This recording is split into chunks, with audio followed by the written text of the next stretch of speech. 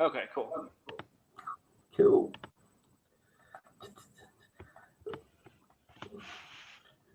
So you had a podcast interview, huh?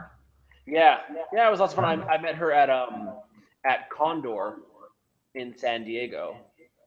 She was at one of the panels that I was participating in, and she came by the booth where I was selling. We ended up talking for like half an hour, and then she's like, "Oh, I have a podcast," and so make hay while the sun shines, kind of thing. Awesome. How's the book launch been for you? It went pretty well as far as I know. I mean, I know I got like 3,500 downloads of Blade of the Destroyer, so that was nice. And I didn't hit any of the the best-selling tags, sadly, but the ranking's still pretty good. I think I'm still like between 30 and 60,000. All of my books are ranked pretty high on Amazon, so I'm happy for that. Awesome, man. That's fantastic, dude. Yeah. Well, I hope I was a little help there then. Oh yeah. That's cool, man. That's really great. Were you catching some of the conversation we were just having? We were getting pretty deep here. I totally missed it. What kind of stuff were you guys talking about? Well, we were just kind of talking about your own mortality in life and kind of grief and dealing with death and all that. So wow, really fun afternoon conversation. Yeah, just super light. Right.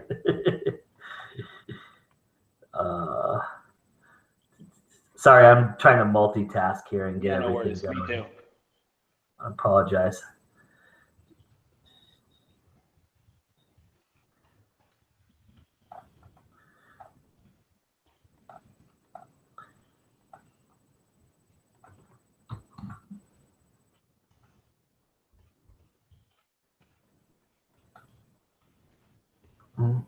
Looks like Angela's doctor's place here so that she can come in. I'm always here. I'm when I have to focus on something, I step out for a second, but I'm listening. That way, if I need to jump in, I'm not completely lost in the conversation. No problem. She's like a Santa Claus stalker. Like I am. She knows when you're sleeping, Joe, and she knows when you're awake. Yeah. Well, this was an ongoing issue last year where people would try and come into the video and they couldn't find it, which was a huge trying to figure out where the videos were, and then people found them too late. So I'm trying to keep them updated now so that people can come in and they're a lot easier to find. Okay. So like, and already I'm looking at this going, okay, why isn't it showing up? This is just like text stuff. And now I'm sorting through I'm having such problems with the blog hop. I found out that the website isn't, all my saves aren't sticking. They're not holding. So I'll update a link. I'll hit save and it won't do anything. Oh, that's and I'm working with tech now on that. I'm sorry? Is it WordPress? It's WordPress.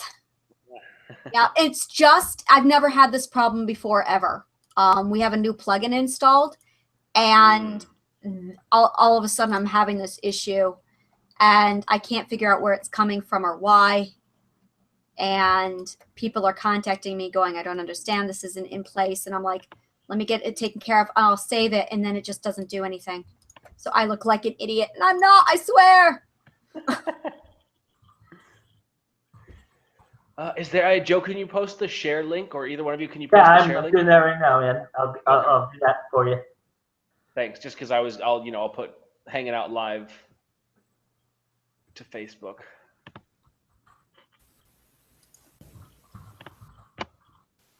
It's so quiet.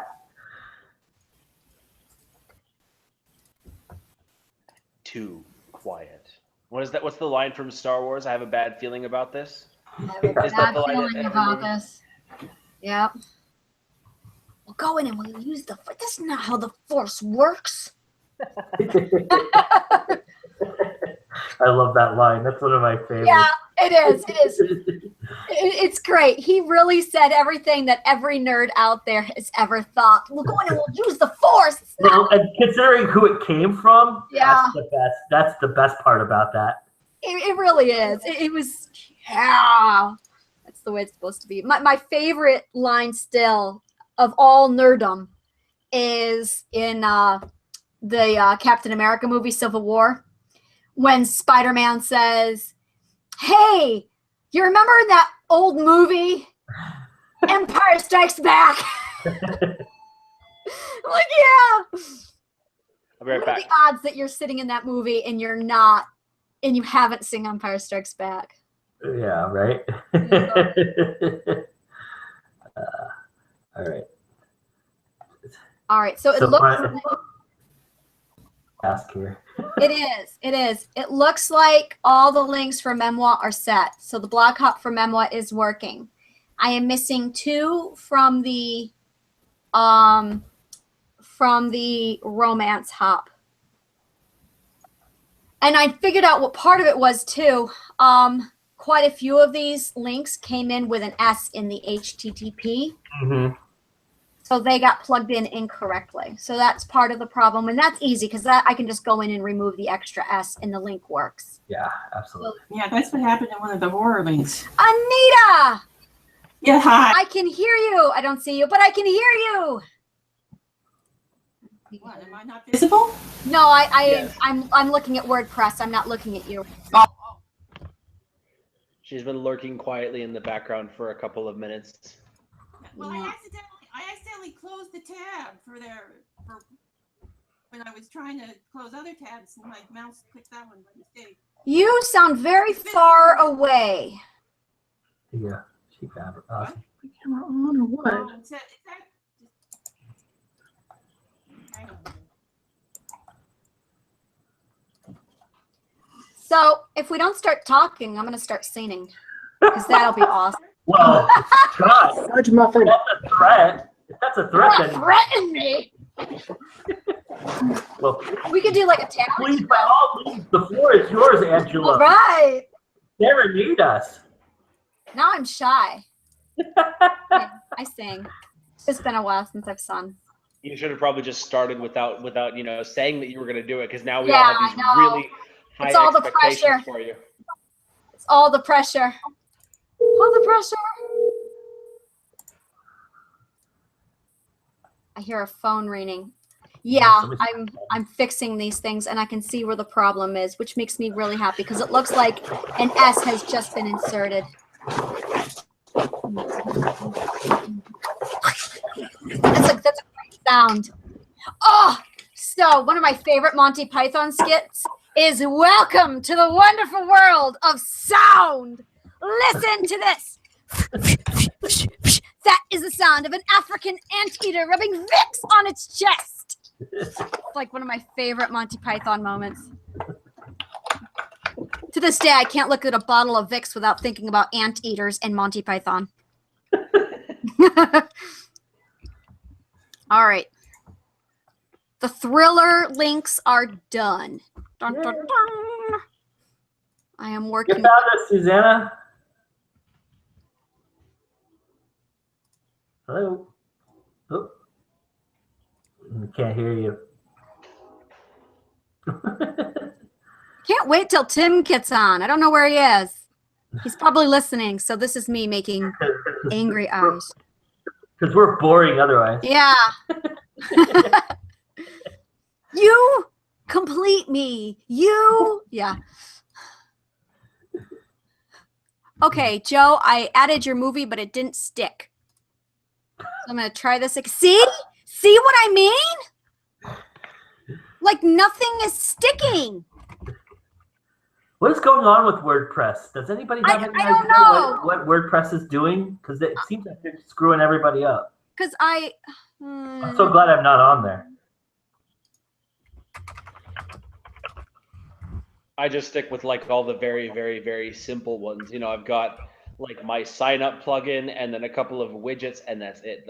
yeah, My and brother's it is this particular widget that got, or this particular plugin that got added today. As soon as it got added, I'm going, this isn't working. Nothing is sticking. And not great when I have people going, I need you to make corrections. Okay, here's the correction. And I'm just like, I'm not incompetent, I swear. Can y'all hear me? Yes. Yes. Yay, I fixed my problem. Woohoo! Yeah, try Stupid technology and its stupidness. Yeah, let's do that. Let's take a moment now to bash computer crap. I need a use code CSS. complaint. All right, here's my biggest complaint. The sign up bar at the bottom of my homepage is still connected to MailChimp, and I'm using faint. MailerLite now, and I have no idea how to What do I edit do about that particular thing. So I like every time I get a new subscriber, I have to literally copy the email address and physically add it to the MailerLite thing because I just can't figure out how to change it.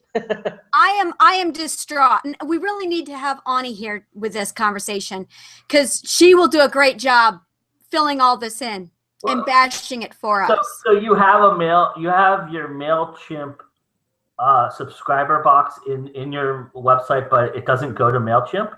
No. What happens is I was using MailChimp, and so I've got, I don't know how I set it up, or if my brother did some of the design for my website. So someone set it up, and it's in the footer of just the home page. If you go to andypeliquin.com, it's at the footer in the bottom. And that is a MailChimp something. It's integrated to the MailChimp, but I've stopped using MailChimp now. And all of my other sign up links go to MailerLite. But that one, I can't figure out where to edit it or where it's coming from or going to. So I can't figure out how to change it or turn it off. They don't have a website? Because MailChimp, you go right to their website. You can edit it right from there. Yeah, no, this is like a plugin or something on my site that I can't figure out. I don't even use the MailChimp plugins on WordPress. I use MailMunch. And that worked so much better than MailChimp because MailChimp plugins kept screwing up on me. So I said, forget this. And I started using MailMunch and I haven't had any problems.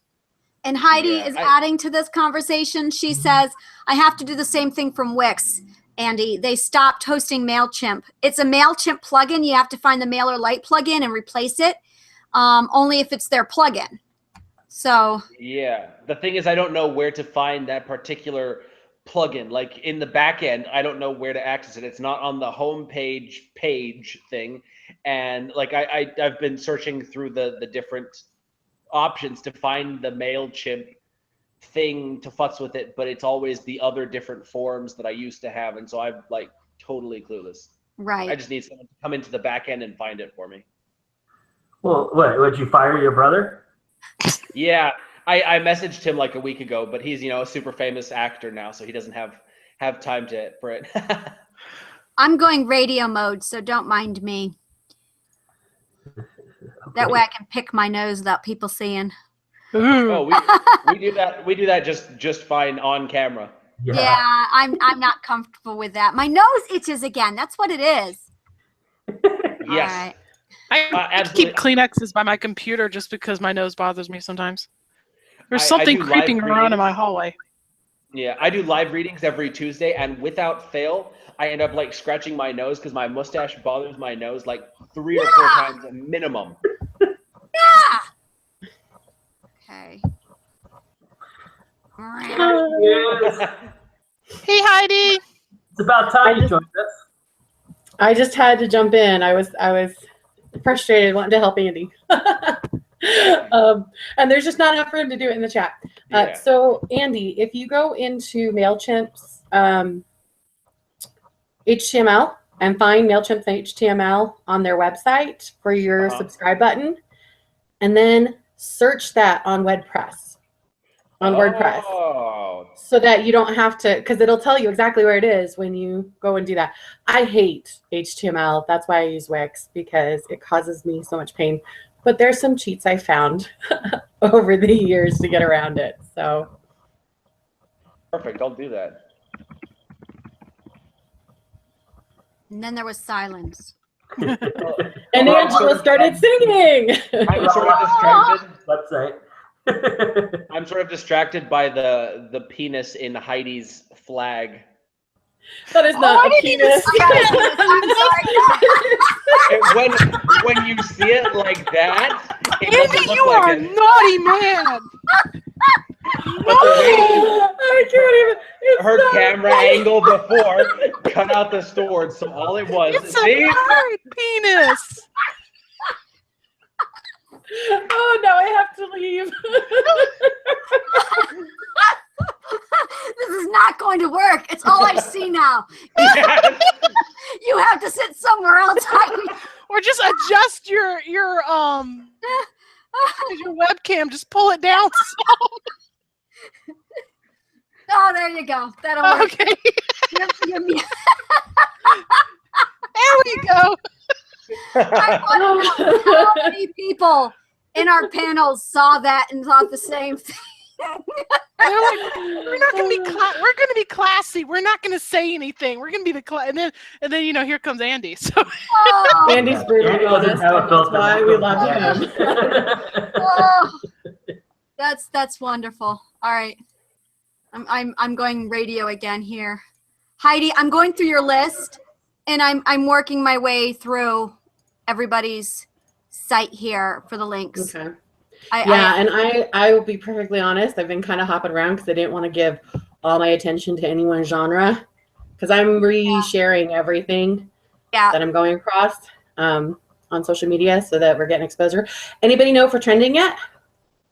No, we're not. No, we're not. But we could be.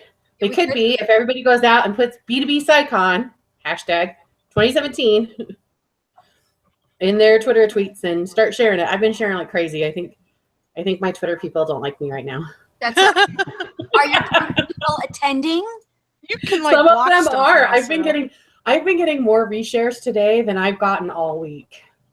So yeah, I think there are plenty of people that they're searching that B2B hashtag and they're resharing it. So that's good. That's good. Because I'm not just getting reshared by the people that I'm sharing.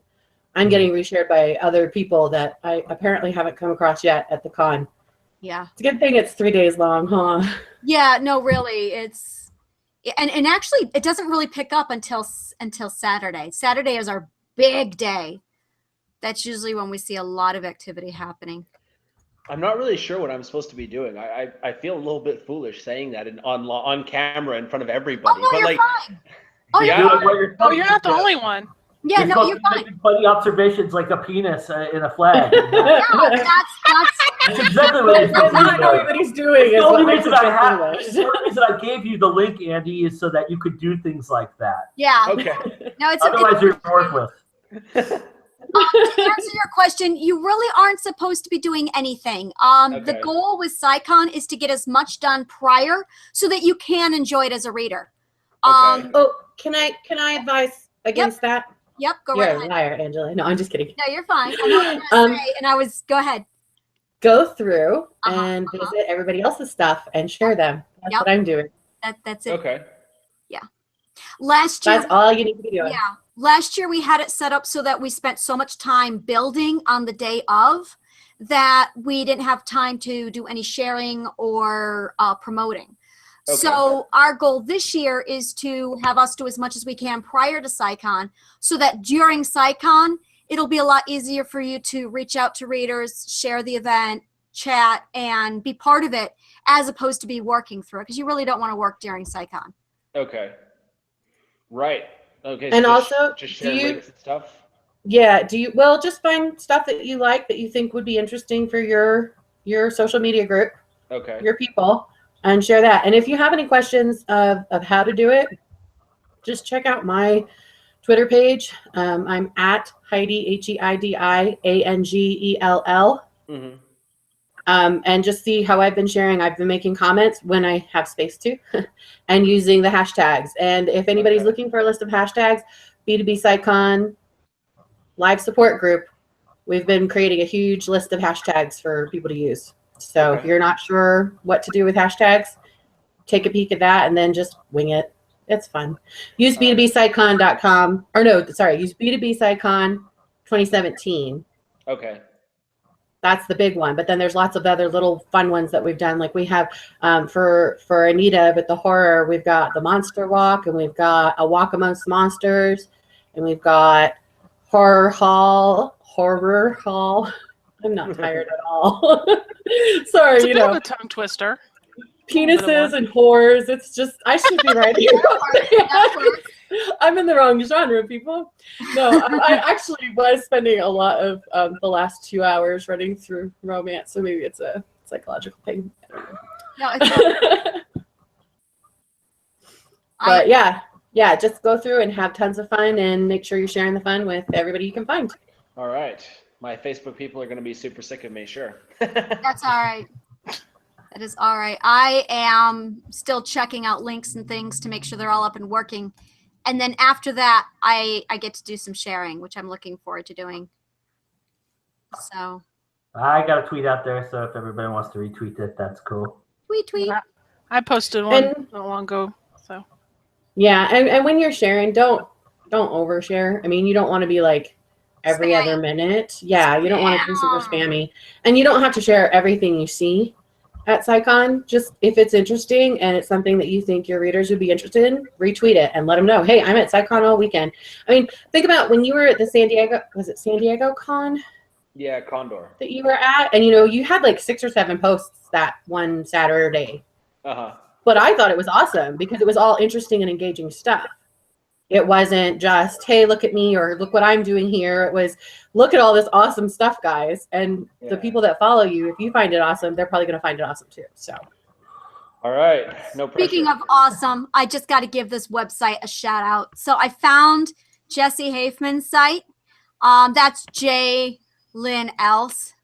And her blog, I opened it up and it's it's loading here for a minute. I saw it and I'm like, that is so cool. J. Lynn's author blog, ... of awesome. I just, yeah, that was awesome. I appreciate that. How many exclamation marks? 1. Oh, What? No, that's she's disappointing. an author. Not an author. she's a good girl. She's a good girl. She didn't abuse it. It was the epsilon. I love epsilons, which you probably all have figured out with all my notes and everything. You see epsilon. I love epsilons. So ellipsis. I think I'm saying that wrong. Epsilon is a Greek E. Ellipsis. Yeah. I love ellipsis. I'm not overworked at all. Don't mind me. Ellipses, plural. With everything going on, I think it's perfectly all right to be kind of delirious by this point. So, thank you. My own website isn't okay. Hold on a minute. I forgot the H in HTTP on my own website. Just a minute. See, yeah. You were saying something about being competent. I'm competent. I am competent. I'm just like, really? There we go. I think it's working now. Every time it goes quiet, I'm going to sing. You get nervous. So Angela, are you the kind of person that can't write in silence? You have to have music playing? Oh, no, or the TV going in the background? Oh no, I write in silence. Really? I have to. Let's share that with everyone. I write in silence, but I am obsessed with music. It's really bad. So if I'm listening to music, I'm working. It's not enjoyable for me. It's let's sit down and break apart everything that I'm listening to into 4-part harmony and identify which meter we're in and which scale we're in and why he inverted that chord. So I do not listen to music while I write. Yeah, that's all I have to say about that. That's surprising. I'm weird. I'll create playlists and I'll be like, oh wow, this song really speaks to me about this character, this bit of action, and I'll go through all that trouble, and then half the time I'll forget to play the playlist while I'm writing, or I'll get distracted, pause the playlist because I went to go do something else, and then forget to restart it. So it's, I say I write to music, but like 60% of the time I actually write to dead silence. So no, I do that too. I have a playlist of songs that inspire me, but I don't actually write to them. I like a 250 song playlist on YouTube that I just keep adding to whatever I feel in the mood. Like I've got Five Finger Death Punch, followed by Selena Gomez, followed by classical music, followed by Simon and Garfunkel, just sort of whatever brings out that mood. And so I'll hit play on the song and then set it to random select, and just sort of whatever plays, it ends up working like 9 times out of 10. It gets me in the mood of the scene that I'm writing, or puts me in the headspace of the character. And of course, some of the songs get annoying after a while, but it's just like with 250 songs, how many times are you going to end up listening to the same one over and over? I do that. I do the exact same thing, but on Spotify. I love listening to the same song over and over again. I am obsessive over that. There is nothing I love more than just playing a song over and over again. We're all kind of silent because we're not sure how to tell you that's super weird. Like, we're thinking of nice ways to say it. But... No, my son totally gets you, Angela. Yeah, It's a music thing. He does the same thing, and he can play the piano by ear. Yeah. Because he listens to it over and over. Can't sing at all, but we don't tell him that because that would break his heart because he does it anyway. But he would totally get that. Thank you. I'm glad I'm not alone. No, it's bad because I think my record is a month, literally 30 days, same song over and over. Which song? It is by Apocalyptica. Okay. Oh, I got to think about it here.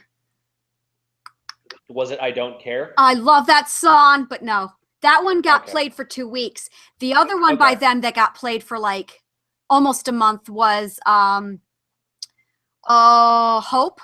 2. Okay. Hope Me Too. It was I'm Not Strong Enough. That's the one. Nice. I saw the song I Don't Care in an episode of Smallville, and I just listened to that one over and over. I downloaded all of the Apocalyptica songs just because of that. Just the one song at the one scene of that episode. And it was just like, I've still got that song on my playlist. Yeah, no, their music is gorgeous. Like it really needs to be a filtering. Do you like this music? Get out. You're not my friend. Do you like this music? Get out. You're not my, like, I really need to go through a filtering process with that. It's just, I love Apocalyptica. They and I use theirs and Enya for all my my book trailers. When I put together my book trailers, if you look at them, they all are 2 Steps from Hell. I'm sorry. Yeah, it's 2 Steps from Hell, not Apocalyptica. I love them too.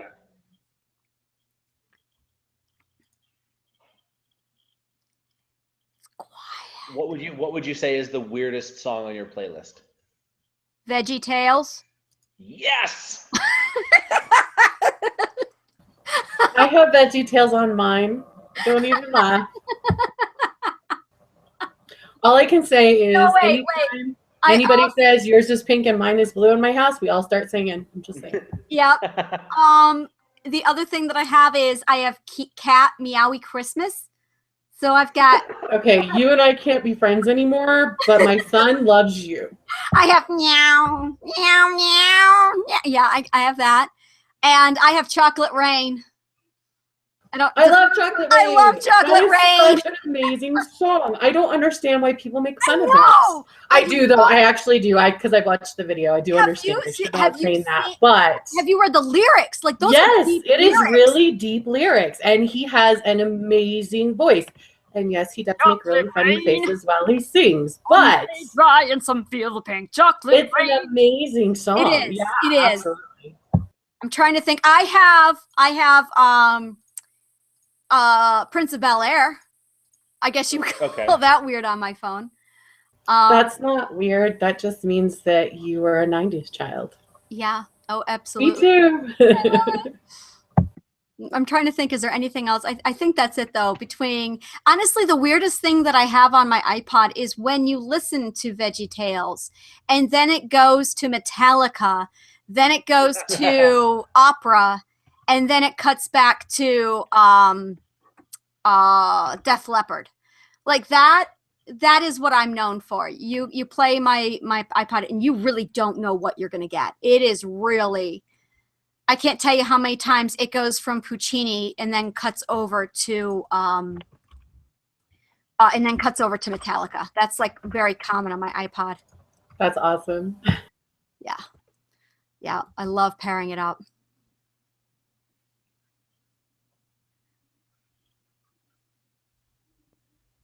Chocolate Rain. Have we run out of I'm getting Facebook messages blowing me up. Sorry. Have we lost things to talk about? No, there's always things to talk about. We just need to change the subject, maybe. All right. Yeah, sorry, I was trying to get somebody in, so I was having a technical conversation. I love it when people come into this. The more the merrier. Whoop whoop. Brain to Book Cyber Convention. I'm on Toy Thomas's website.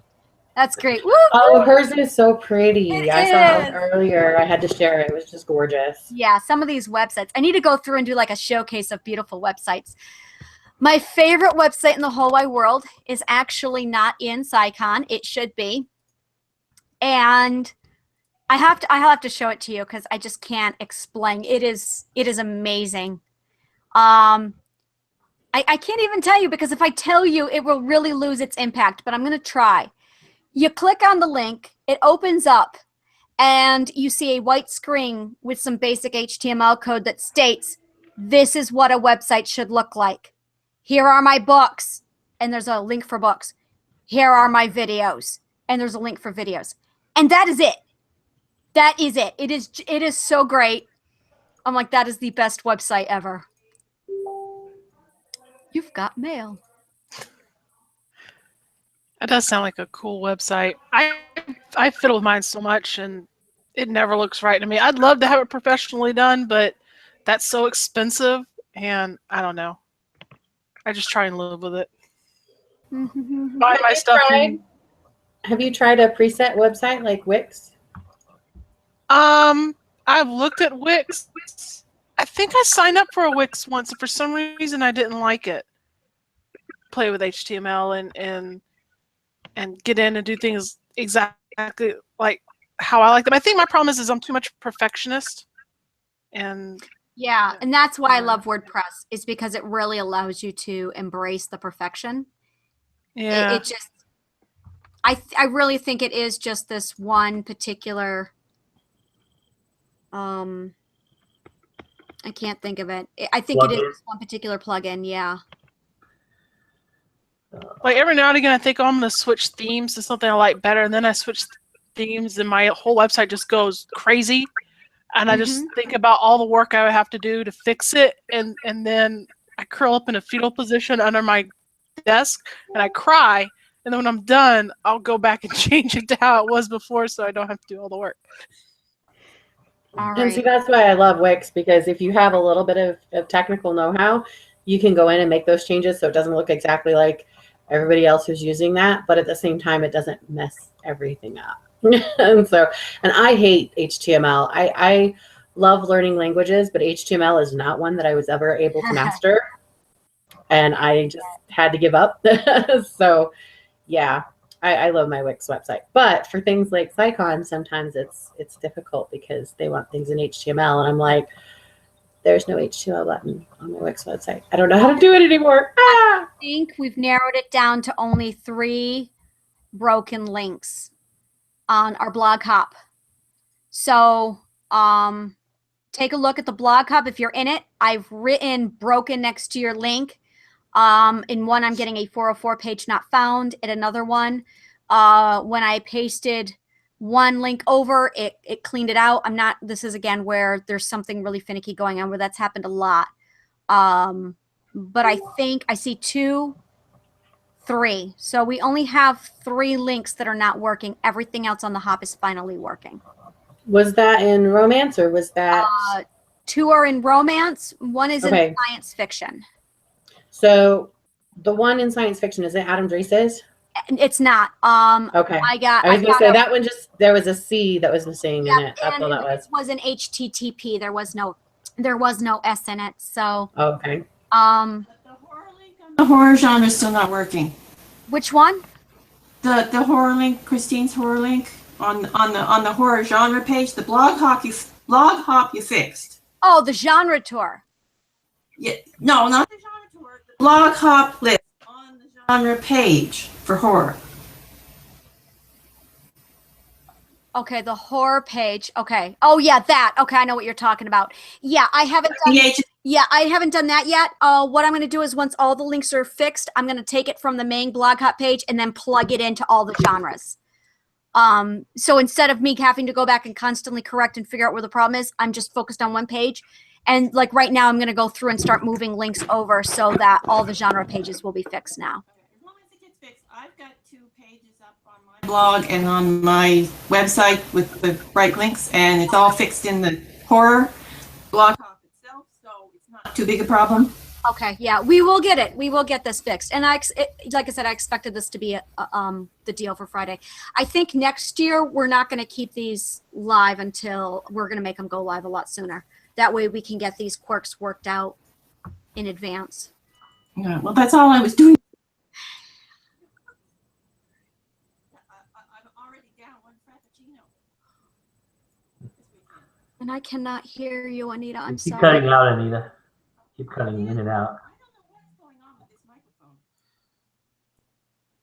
Let me try another. It sounds like your microphone is disconnecting. Check on the down where it plugs into your computer and see if it's a loose connection. As far as I can see, it's fine down there, and I haven't been having any problems on Zoom, so I don't know. Let me try the connection on see if I can figure out. Might be one of the settings. That's weird. And see, now it's fine.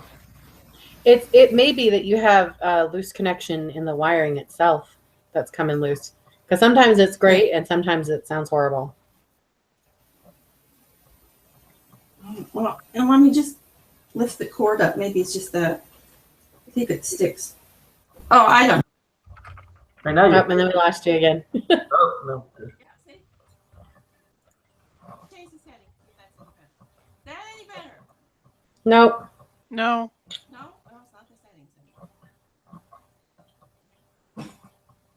Yeah, it really does sound like it's just something that's loose in your wiring. And it happens when you move, it changes. Yeah, maybe that's it. Anyway, I'll see if I can find another pair of headphones for tomorrow. So I think I have another one sticking around somewhere. Oh. I might go for my external mic.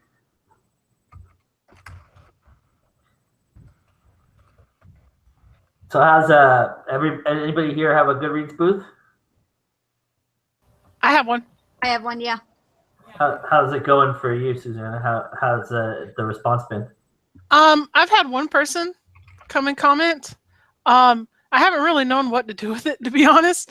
But I posted an excerpt and some links and whatnot. I plan on over the weekend going in and adding fun facts and stuff like that. So, but I've had one person respond. That was exciting.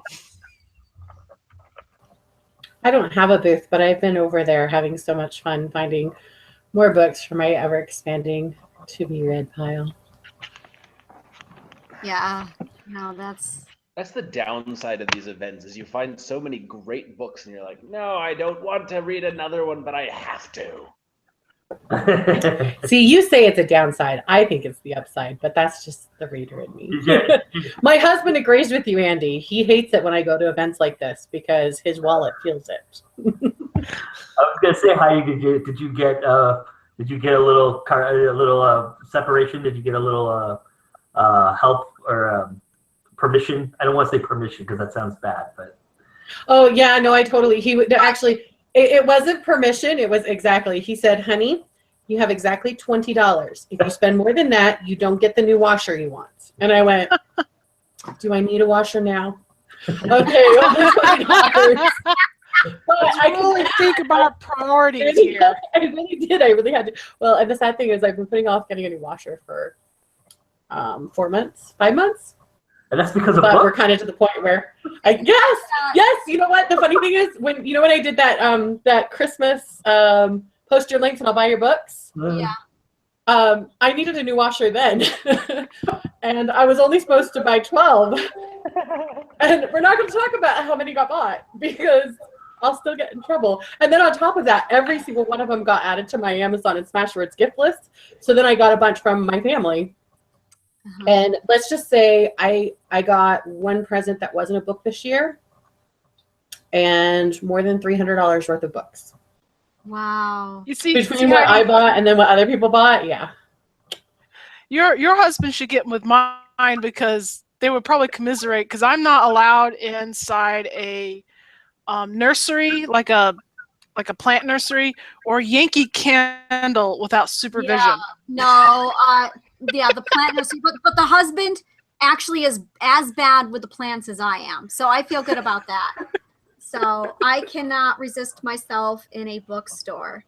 Oh yeah, I'm not allowed to go to bookstores anymore, and now that I can buy online, he's not happy about that at all. But my family loves it because and it's funny. I remember our first Christmas together. He got me a $50 gift card to Goodreads because he had, or not to Goodreads. Oh gosh, Amazon. to Barnes and Noble. And because that's actually where when we went on our first date, he's like, "Where do you want to go?" And I was like, "How do you feel about going to Barnes and Noble?" And he's like, "I could get a coffee there."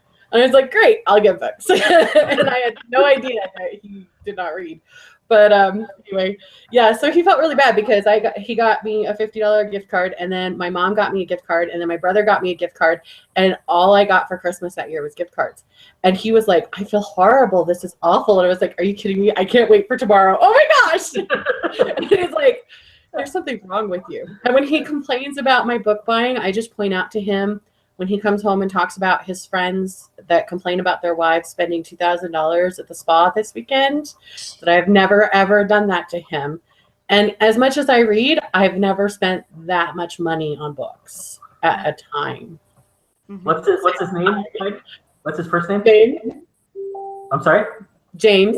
James. Well, James, as somebody who benefited from Heidi's shopping spree, I have to tell you, I really, really super appreciate it. So thank you so much for allowing her or giving her some gift cards or money to buy a book because she bought mine. And that's really appreciative of everything that I could possibly ask for. So you're helping an indie author out, and I really, really appreciate it tremendously.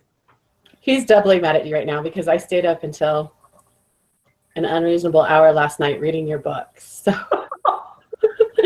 I'm getting threatened to be banished to the couch. Right on. See, my husband sleeps like the dead, so he doesn't even notice if I stay up till 1, 2 o'clock in the morning on my phone or reading something with my bedside lamp on. So my husband thought he slept like the dead until he got me a Kindle. And that bright light, he's like, I don't understand because he sleeps with the TV on and the TV makes more light, but I guess my Kindle's closer. I don't know. Anyway, but yeah. Might be the quality of light. It could be. I use the Paperwhite. No, not the Paperwhite. The whatever it changes light depending on where you're reading. So like if you're in a bright environment, it'll dim the screen, and if you're in a dark environment, it'll lighten the screen. So that may be it.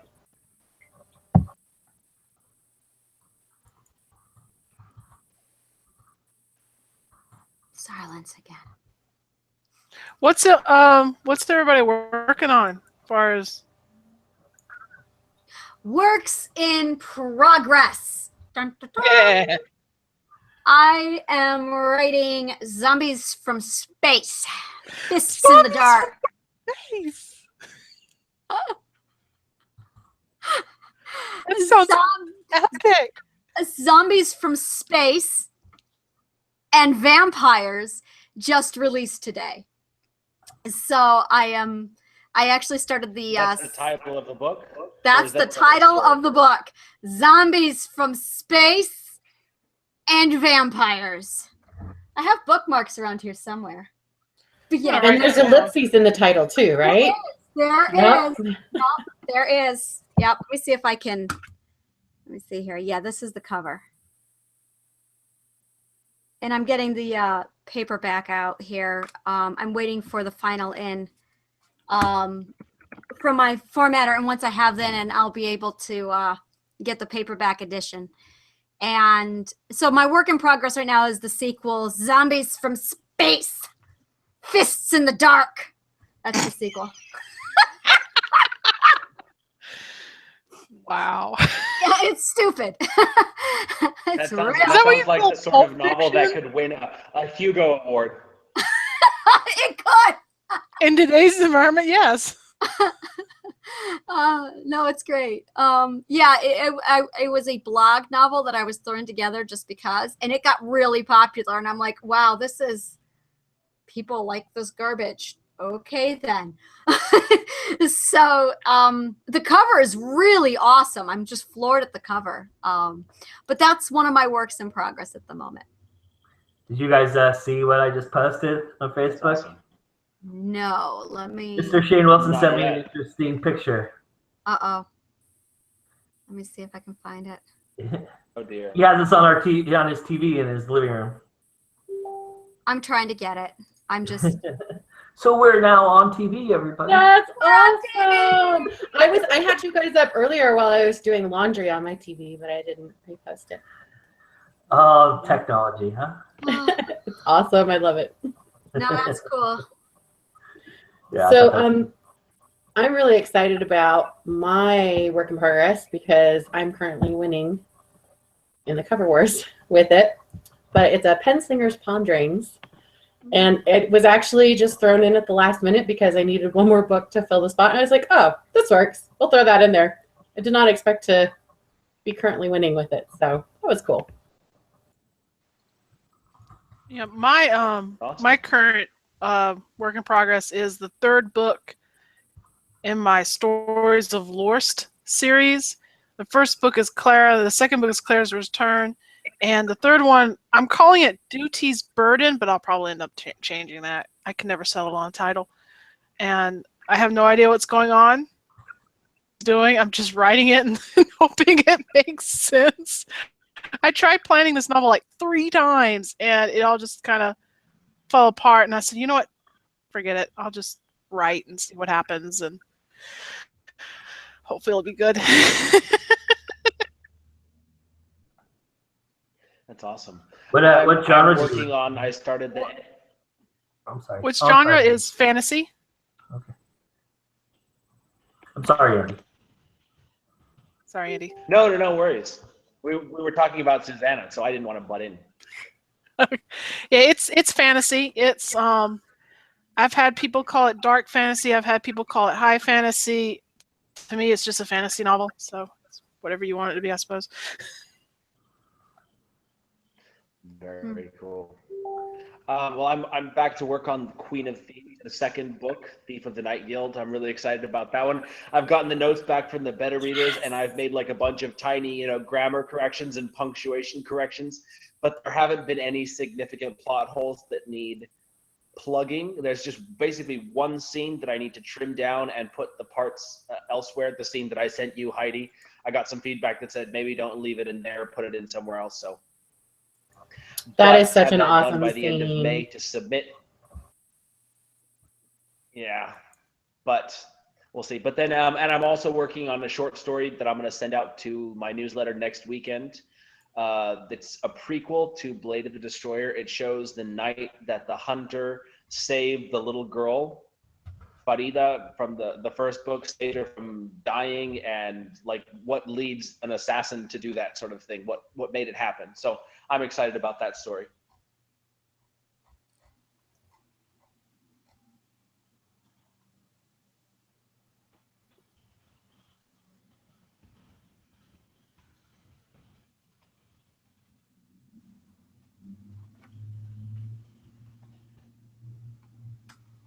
Everything just go totally quiet. I know. I was worried we had frozen or something.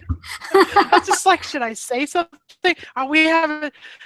Has it been Ferguson late when he did the Late Show or the Late Show, and he sometimes after the end of interviews he would or a section he would say, let's have awkward silence, and he and the guests would just sit there and stare at each other. Exactly it. That is exactly it. Let's have awkward silence. We just sit and stare at each other.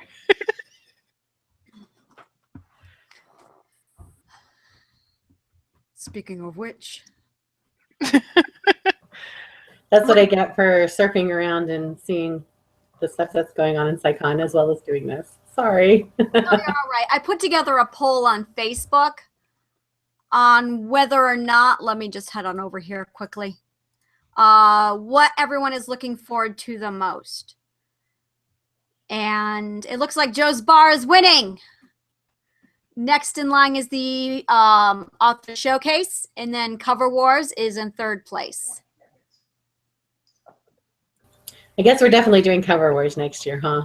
Yeah, no, Cover Wars is very, very popular. I think we've got some good ideas of how we can do it a little bit better next year, though. So. Oh yeah, no, definitely, definitely. No, there's a lot of really, there's a lot.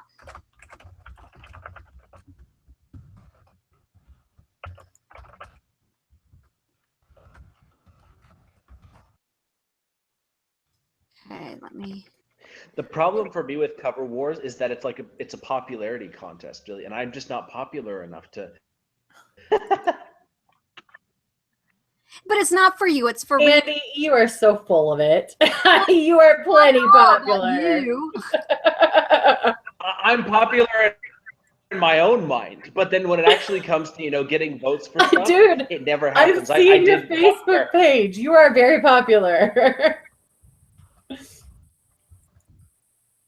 Maybe I'll have to do it next year. Next year I'll have the covers for both Thief of the Night Guild and Queen of the Night. Should be pretty awesome. So maybe I'll get on it next year. And Gateway to the Past to this year, so I can use it for next year too.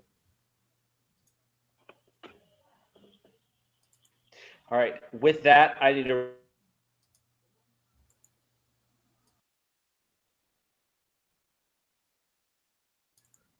Are we off? Did we just like totally bail on you?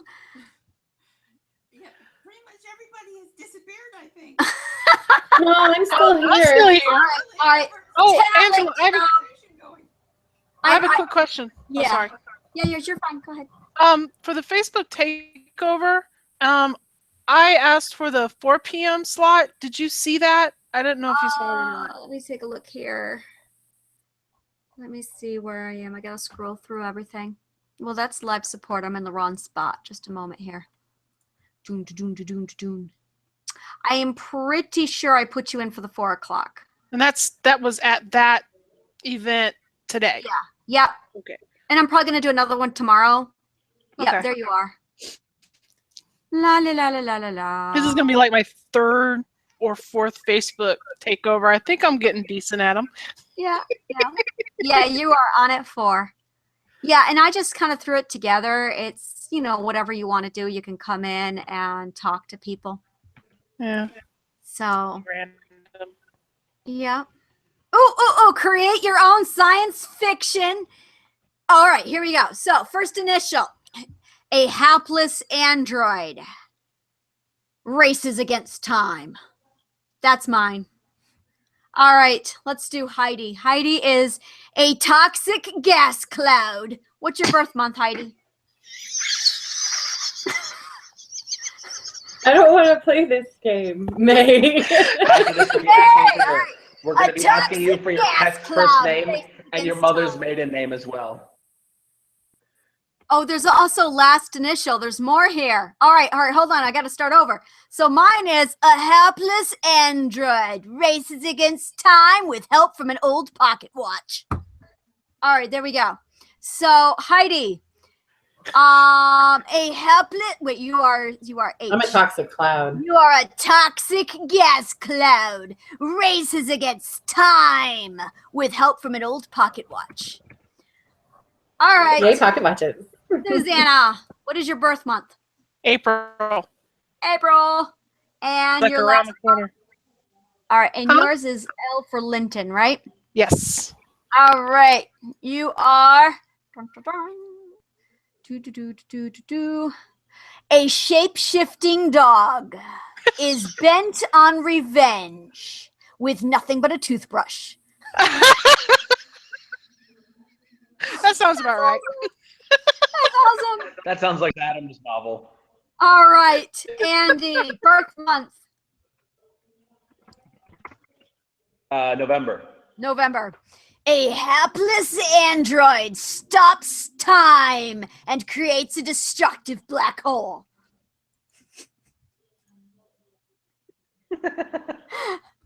And Anita, birth That's month. awesome. All right, with that epic sci-fi, I've got to run. Okay. All right. I'm off to make some delicious tacos for lunch.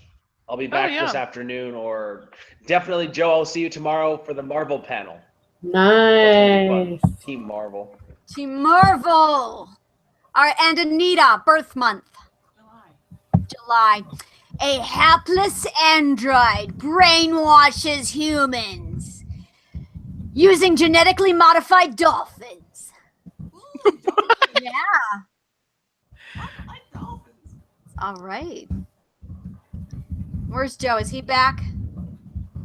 We'll have to wait. When he gets back, we'll have to do that. I love those. Every time I see those, I'm like, yes. Angela, who does your book covers? Indigo Forest Designs, the person who did all of our cyber convention graphics. Okay. They're nice. Yep. He also did and Deranged Doctor Designs did Zombies from Space. Okay. He was great. I handed him that one and he's just like, I cannot give this the attention that it deserves. I'm like, thank you. So no, that's, yeah. I am orders.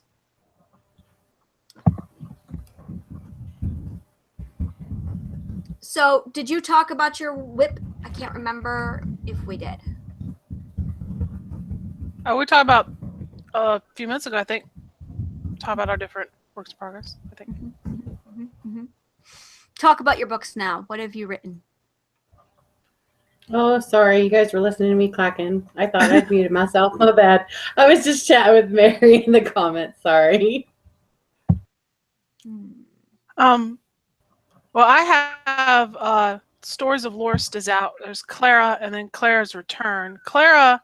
I know your books. I just added that to my to be read this morning. Yes, I did. Covers. Thank you. Oh, yeah. Fiona Jade Media. I have to plug her. She's great. Fiona's just wonderful to work with. Clara's Return that cover's actually in the Cover Wars. So the new novel, and then next thing I wrote was Willows of Fate, which is the first of the Lands and Sun and Stone series, which I can't even classify that. I say urban fantasy because it's the easiest, but it's like it starts off in our world and transitions to another. And the Clara series, or the Stories of Lorst, is more of your great fantasy. And you should have seen the covers I started off with. Oh my gosh, they were horrible. They were horrifying. I had discovered Photoshop and thought I could do it, and so. It's all right. No, you discover Photoshop and you're like, I'm an artist. Yeah, I did. I went through that phase, and I did my first Zombies from Space cover, and I loved it.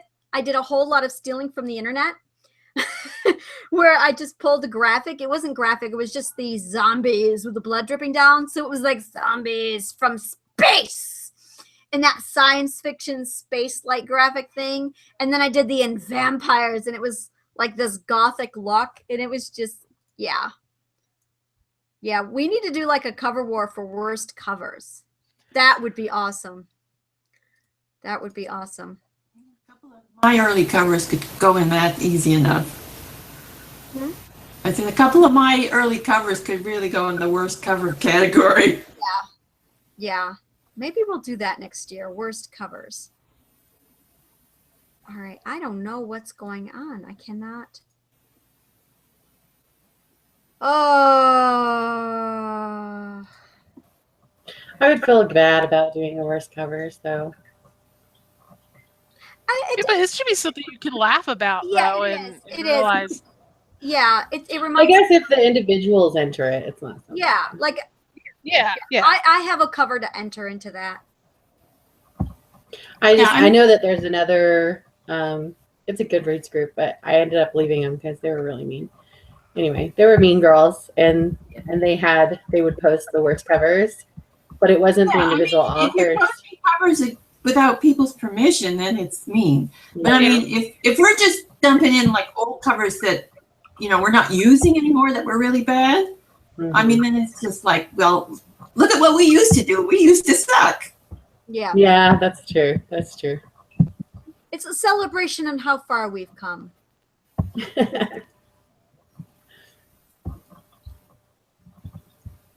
We can They're start sort of reading like- from our books. We can do. Yeah. Let's read from our books. Heidi, do you have a book there? I don't. I'm busy looking at cover words. Anita's like, come on there. All right, Anita. I'll read you a poem. All right, read us a poem. Nice. Okay, just let me find a good poem. Yeah. Angela may want to. I missed that. I said you may want to cover your ears, Angela. Okay, all right. Thanks for the warning. Here's a good one. Black. Woodland Creek. Mary Klinger. They're nice.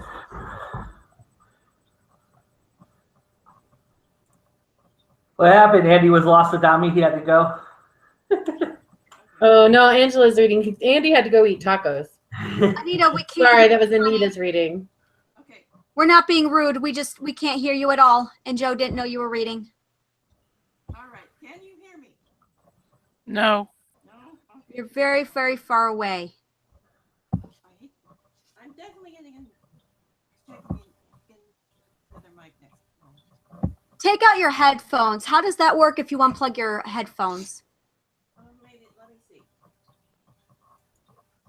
You hear me now? No. Barely.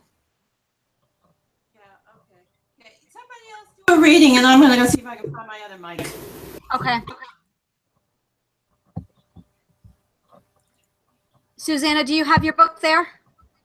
I'm pulling it up right now. Okay. Actually, it'd probably be easier if I grabbed a physical copy of it. What? No, it pulled up. All right. I can read the. Read whatever you want. Oh gosh. Let's do one solid page. One solid page. Oh my word. One solid page.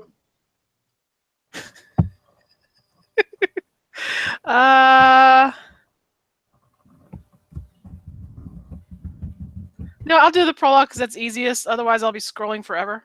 Okay. This is the prologue from Clara's Return, the first page. Stride down the snow-covered, darkened streets threatened a broken leg. Valiance ran anyway. His black cloak billowed behind him like crow's wings, and the tails of his scarlet surcoat flapped against his legs. Underneath the fabric, his chainmail made soft chinking sounds. He turned with a jerk of the hips, slipping on a chunk of ice, only to catch himself at the last moment and bolted down a side street.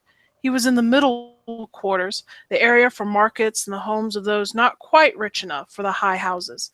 Lamplight spilled from windows of homes, and with the tall torches lining the street and a warm glow. Inside the houses, people celebrated midwinter with food, drink, and games. Valiance's mind was not on midwinter. All of his focus centered on running as fast as he could without injury. Earlier that day, a sudden rain had coated the city in ice, and on top of that, snow began to fall when the sun set. When Valiance begged for a horse, the stable hands refused. Nice. I have problems saying the name Valiance, so it's a tongue twister. My country, I don't really have a southern accent. I have a country dialect, and it comes out at the oddest moments. Yeah, I think the rest of them abandoned us. They're probably looking for their own file. I'm always here. I'm like jumping. She's looking for her own file. Alrighty. I can go next if you want. Yes, go or next. Or did you find yours already? No, mine's here. I have kids, so I'm gonna go disperse them. I know how that goes. All right, I'll go ahead and go. Yep. Okay, so this is the second chapter from The Hunters. A full moon was hidden by clouds racing like chariots across the sky, draping the field below in an army of shadows in motion. Ricky ran his hands through his high and tight black hair and eyed the full moon balefully, resenting the tricks the shadows were playing on his mind. He felt the skin on his neck prickle as if he were being watched. Scrunching down in the bed of his rusty truck, he surreptitiously looked over his shoulder. Of course, there was nothing there. Chris had him jumping at the change of the breeze. To steady his nerves, Ricky pulled out a nightstick and lit it. Bianca glowered at him. Ricky couldn't help but admire her black leather jacket plastered to her full figure and how it perfectly hugged her curves. Too bad she was so high maintenance. Ugh, why do I always have to get stuck with you? Bianca eyed the cigarette disgustedly. You know Chris would go ballistic if he knew you were doing that, she hissed, waving the smoke out of her face. Chill the fuck out. I know he thinks he knows it all, but he really doesn't know more shit than any of us. Maybe they have super sniffer noses, but then again, maybe they've got supersonic hearing too. Your bitching is a bigger tell than this, sweet baby. Shit, if they can smell this, then they probably hear you breathing. Fuck you, Bianca growled, then sat absolutely still, her eyes wide, every muscle taut as a bow. Ricky was pretty sure she was holding her breath in fear of what he just said. He sucked hard, enjoying the burn of the cigarette smoke, and then exhaled languidly. It really was the simple pleasures in life. He glanced past her out the windows and saw Chris sitting with Tara on the hood of the car parked next to them.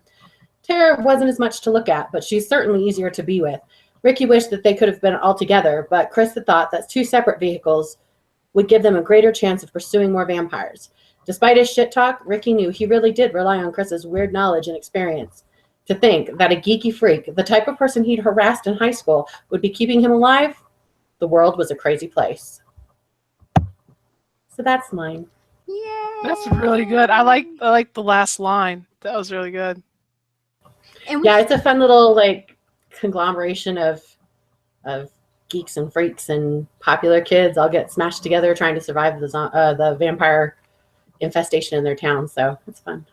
I wish I had Sort a of like paperback YA edition of mine. Salem's Lot, maybe. Okay, let me rephrase this. Although it's really popular among 16 to 17-year-old boys, probably because of Twilight, I won't let my 16-year-old read it. So take that as you will. But you know, everybody has different standards. So I intended it for a new adult audience. So yeah, I struggle with that, writing something and then the kids not being allowed to read it. I let them read my fantasy, but that's pushing it. I let my oldest read the fantasy, I should say. Yeah. Okay. I wrote books just for my kids, and then they're like, I want to read this too. And I'm like, yep, I'll let you know when you're old enough. And then sneak it off my shelf and I get in trouble. Yeah, they are not allowed to touch Broken, and they are more than welcome to read Zombies from Space once I have it, well, I'm gonna duck out because I have the Facebook takeover. Woohoo! Yeah. So it's great talking with y'all. You too, and we'll be here when you get back. So okay, we're here like all weekend. Well, I don't know if I'll be back actually because I have other stuff I have to do this evening. Okay. So bye y'all. See you later. Thank you. Okay, can you hear me now? We can kind of hear you. You're still distant. It's really weird. Yeah. I don't know what's going on. Sorry, I thought you guys had a healthy enough crowd that I could duck out and get something to eat. I apologize. How dare Oh you no, eat? you're fine. We're doing readings. We're good. How dare you eat? All right, let me see here. I am checking stuff still. All right, there we go. I'm trying to help people get in here, and yeah, Mary's having a hard time. Really, I'm wondering if she doesn't have her camera set up or something. I don't know. I'm trying to figure it out with her, but it's not connecting somehow, some way. Yeah. So what did you eat? I have chicken fajita salad. Ooh, I had day-old pasta that got left out. Amanda! Amanda heard our plea and came and rescued us. She did. Look, it's Joe and the ladies. And you shut up in time. We're doing book readings. Yay! Do you have your book handy? It's actually not published yet. It comes out this fall. Oh, do you have any kind of an excerpt? Short stories? Anything at all? I know you have short stories. Want me to read to you? Yes. I just read. It's your turn. Okay, give me 1 second. While we're waiting on her, Angela, why don't you read to us? All right, I will read. Okay. I'm going to continue reading. This is Dolor and Shadow, Chapter 7. Bergen sat on the steps of Gunnir's keep, resting in his arms on his knee. I'm sorry, let me try that again because I'm adding words that aren't present. Bergen sat on the steps of Gunnir's keep. Resting his arms on his knees, he supported his hunched back and shoulders. In one hand, he clutched the Sklavinian egg until his fingers were numb. In the other, he loosely held the neck of a bottle still full with mead. Sklavinian artifacts are notorious for curses. Rune's words echoed back as Bergen stared at the stone courtyard bathed in moonlight and blood. Swan's blood. He recalled Zabai's bronze body glistening in the sun of Rakadet, naked and pure and perfect and chained. For 2 years, he had thought of little else. Zabai. Swan's death brought everything from Rakadet flooding back. The bottle slipped from his fingers and struck the stone with a thud. Red mead flowed down the steps of Gunnir. Bergen didn't move to stop it. He could still smell the death on her. And then their mother, Bergen. Bergen sat up. Like he, Rune looked beaten down and broken beneath the grief that had penetrated the city. Everyone felt the loss of Swan's death. No one was immune to that loss. And Quaylen's death, at least that was one they could explain. Did you find him? Bergen asked. The sound of his own voice felt foreign to him. Rune shook his head as he watched a drop of mead cling to the lip of the bottle still resting on the steps. Geralf is looking with Torun, Rune said. They haven't seen him since. Rune dug his fingers into his eyes and Bergen stared at the city. Too grief-stricken to cry, too tired to sleep, too much death to live without hate. Hate. Bergen turned his thoughts to the fire that burned in his chest. That was something he knew and welcomed. He would need it where he was going. Bergen shoved his hand through his short black hair and rubbed the back of his neck, then took up the bottle from the steps and shoved the egg into his pocket. And what of Mother? Bergen asked, rising to his feet. Has her body? Bergen lost the words in his throat. There was no room for grief, no more room to feel anything anymore but hate. Rune shook his head and wearily climbed each step to the great oak doors of the keep. According to Geralf, Father's orders were to leave her. We can't just leave her, Bergen said. The hate swelled again. What will you have me do? Rune said, turning back to his brother. Swan is dead and Mother and Father is missing. After finding their kids slaughtered, the hundreds that lay dead, Rune rubbed his hand over his face. The Dalkafar will want answers. They won't stand for this, nor should they.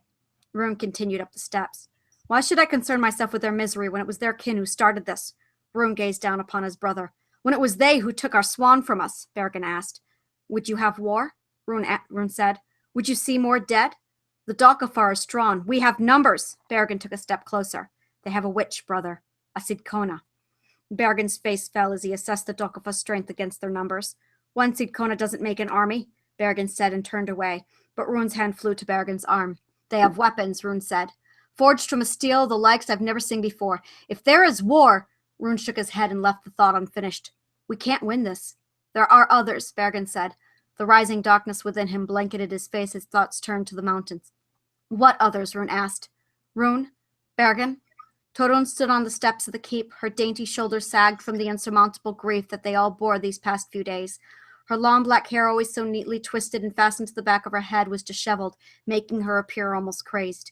Your father, she said. Her lip quivered. He's here. Dun, dun, dun.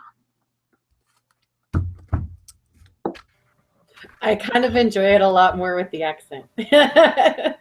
You should do an audiobook for your book. Yours like the only one I probably listen to. With the accent? Yeah, you add the little accents to the words. Oh. It's fun. Yeah, back to the accents things again. Don't say sorry. It was fun. I enjoyed it. Yeah, you're good. You're a very animated reader. I know I do audiobooks a lot, especially at work.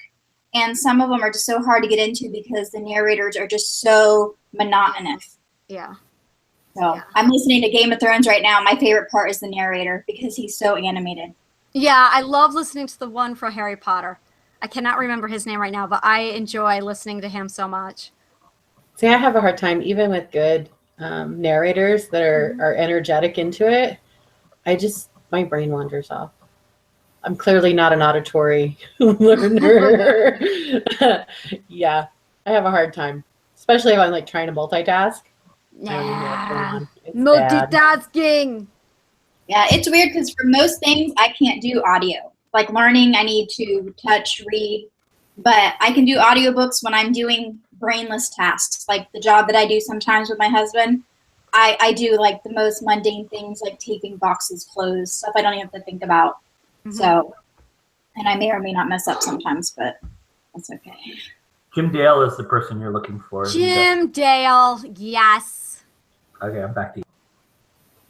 No, Did you get to finish? Oh, I was going to say, you didn't get to finish eating that fast. There's no way. No, he just had to fill in the Chime blank of in. He's like, I know the answer to that question. Jim Dale. I was thinking Chip, but that's probably because I was thinking Chippendale. You're gonna be all right, honey. I almost spewed coffee out of my nose.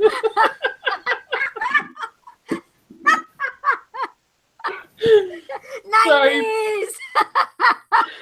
No, unfortunately, with Jim Dale in mind, when you say Chippendale, I think strippers. Oh, okay. We're gonna play the romance again. I don't see. This is why I don't read romance, because if I did, I'd really get myself in trouble. Yeah. Yeah. I don't know. For me, you have to find the right romance. You have to find the right story that appeases you, and most of them don't. They just For me, I mean, I don't mind romance in a story, but I've tried to read romance books that are just romance or paranormal romance. I thought maybe if they threw in that would help. Yeah. The only one that, and see, I don't classify it as paranormal romance, but Vampire Academies, I enjoyed that because it was about the action and the violence, and then the romance was just on top of it all. You know? Yeah. And to me, that's how that works. But yeah, I struggle with regular romance in a story. There's got to be a lot of stuff happening around it. My favorite romance / story of all time is Willow. They have a great balance of the adventure and the action and that romance, and it's a gorgeous romance in the middle of everything happening. And do you know how much of the romance I remember from Willow? How much? Very, very little. There's so much, but there's other stuff. There's so much other stuff.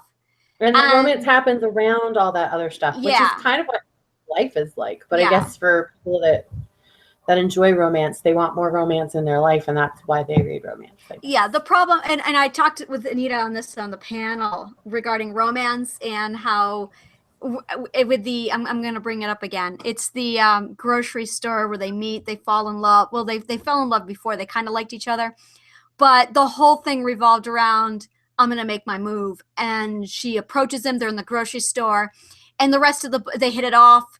The rest of the book is, let's see how many places we can have sex. And it's just nothing happens. Like there is no personal experience. Most of those places that they have sex in romance books are not good places to have sex. They're lying to you. Yeah, I know. I'm not. No, I was never hoodwinked before ever where I went, that's interesting. No, one of them was her boss's desk. And it's just, it's not my idea of action.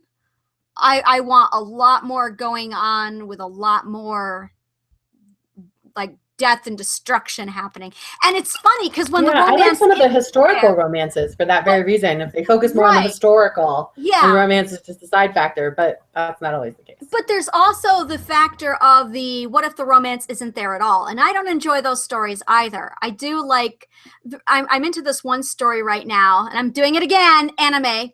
I'm watching Bleach, and I know. Okay. Oh my gosh, sorry. All right, breathe. All right. It's an anime thing. Okay, I gotta breathe.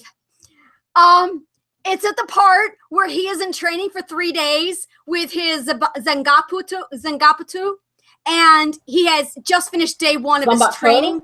Zambakoto, yes. And he just stabbed it, and he's got to defeat his sword, or he's going to be killed. He's got day 1 down, and he just found out that the male cat he's been talking to is really a female. So, and she's so freaking hot. Oh my gosh. She is so awesome. So, I love you. But she's my favorite animal. I'm watching this, and I guess we should give a background very quickly of what the story is. They are soul reapers who basically they're in charge of The ghosts who don't cross over to the living or the dead, they're stuck in limbo. Their job is to cleanse the soul to send them on to the place there after death. And there's two ways this can be done. You can either kill them right out, or you can cleanse them and send them on. A soul reaper cleanses them. And he meets this girl, Rukia. He meets Rukia. She's a soul reaper, and she's horribly wounded. And to save her, she stabs him with her special sword that gives him powers and spares her life.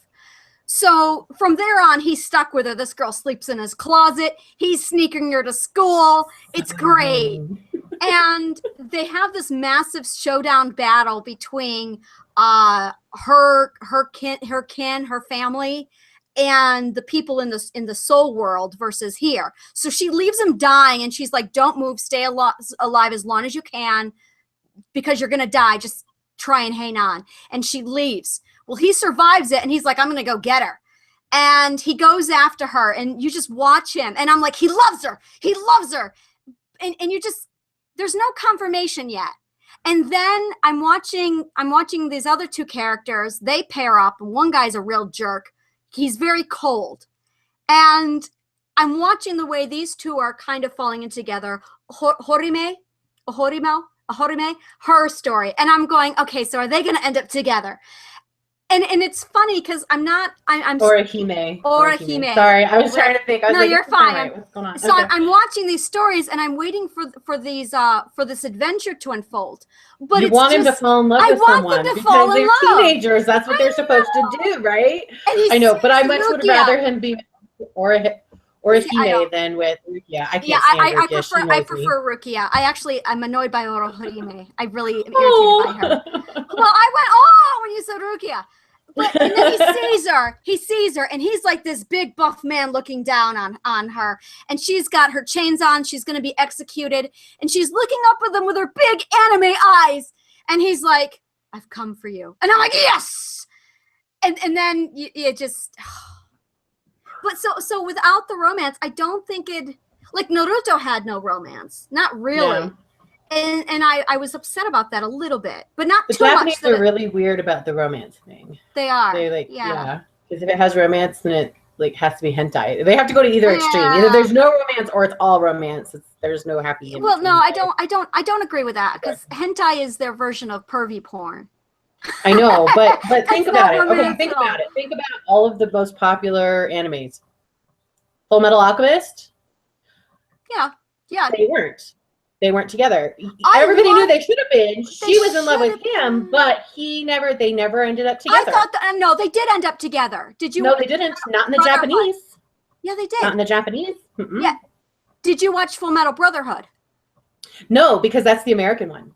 And they changed that because the American audience was angry. That would be why. Okay, and that's why they changed it. In the Full Metal Alchemist, they never end up together.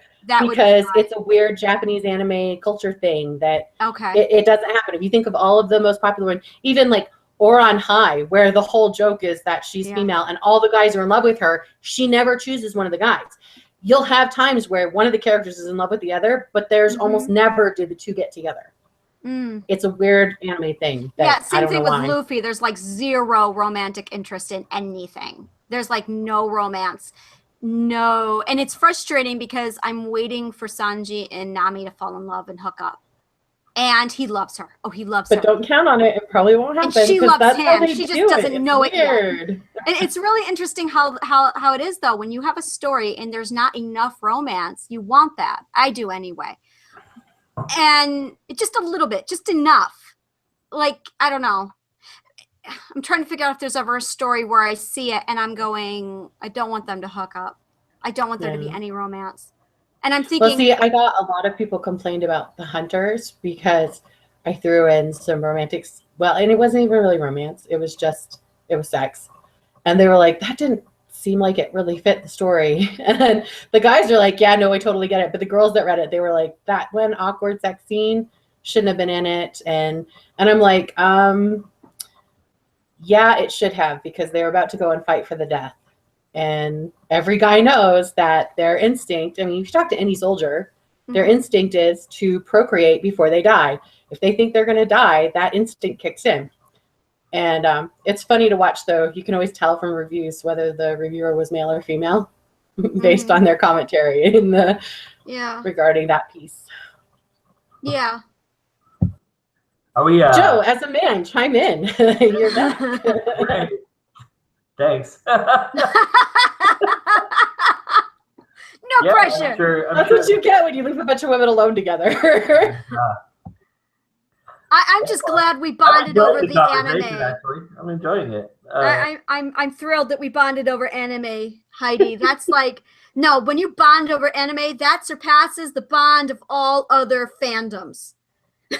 Oh, I don't know about that, but it's definitely a unique one that I wish there were more people to. Yeah. It's like that scene from The Office where she's like, yes, they are the only two gay guys I know, but they should totally be together. Yeah. That's kind of how anime is. I don't know anybody else who loves anime, but we're going to be best friends because we know anime. Yeah. What are you? So you're just totally into anime right now, Angela? Oh no, I have been. Like I am incurable with my anime.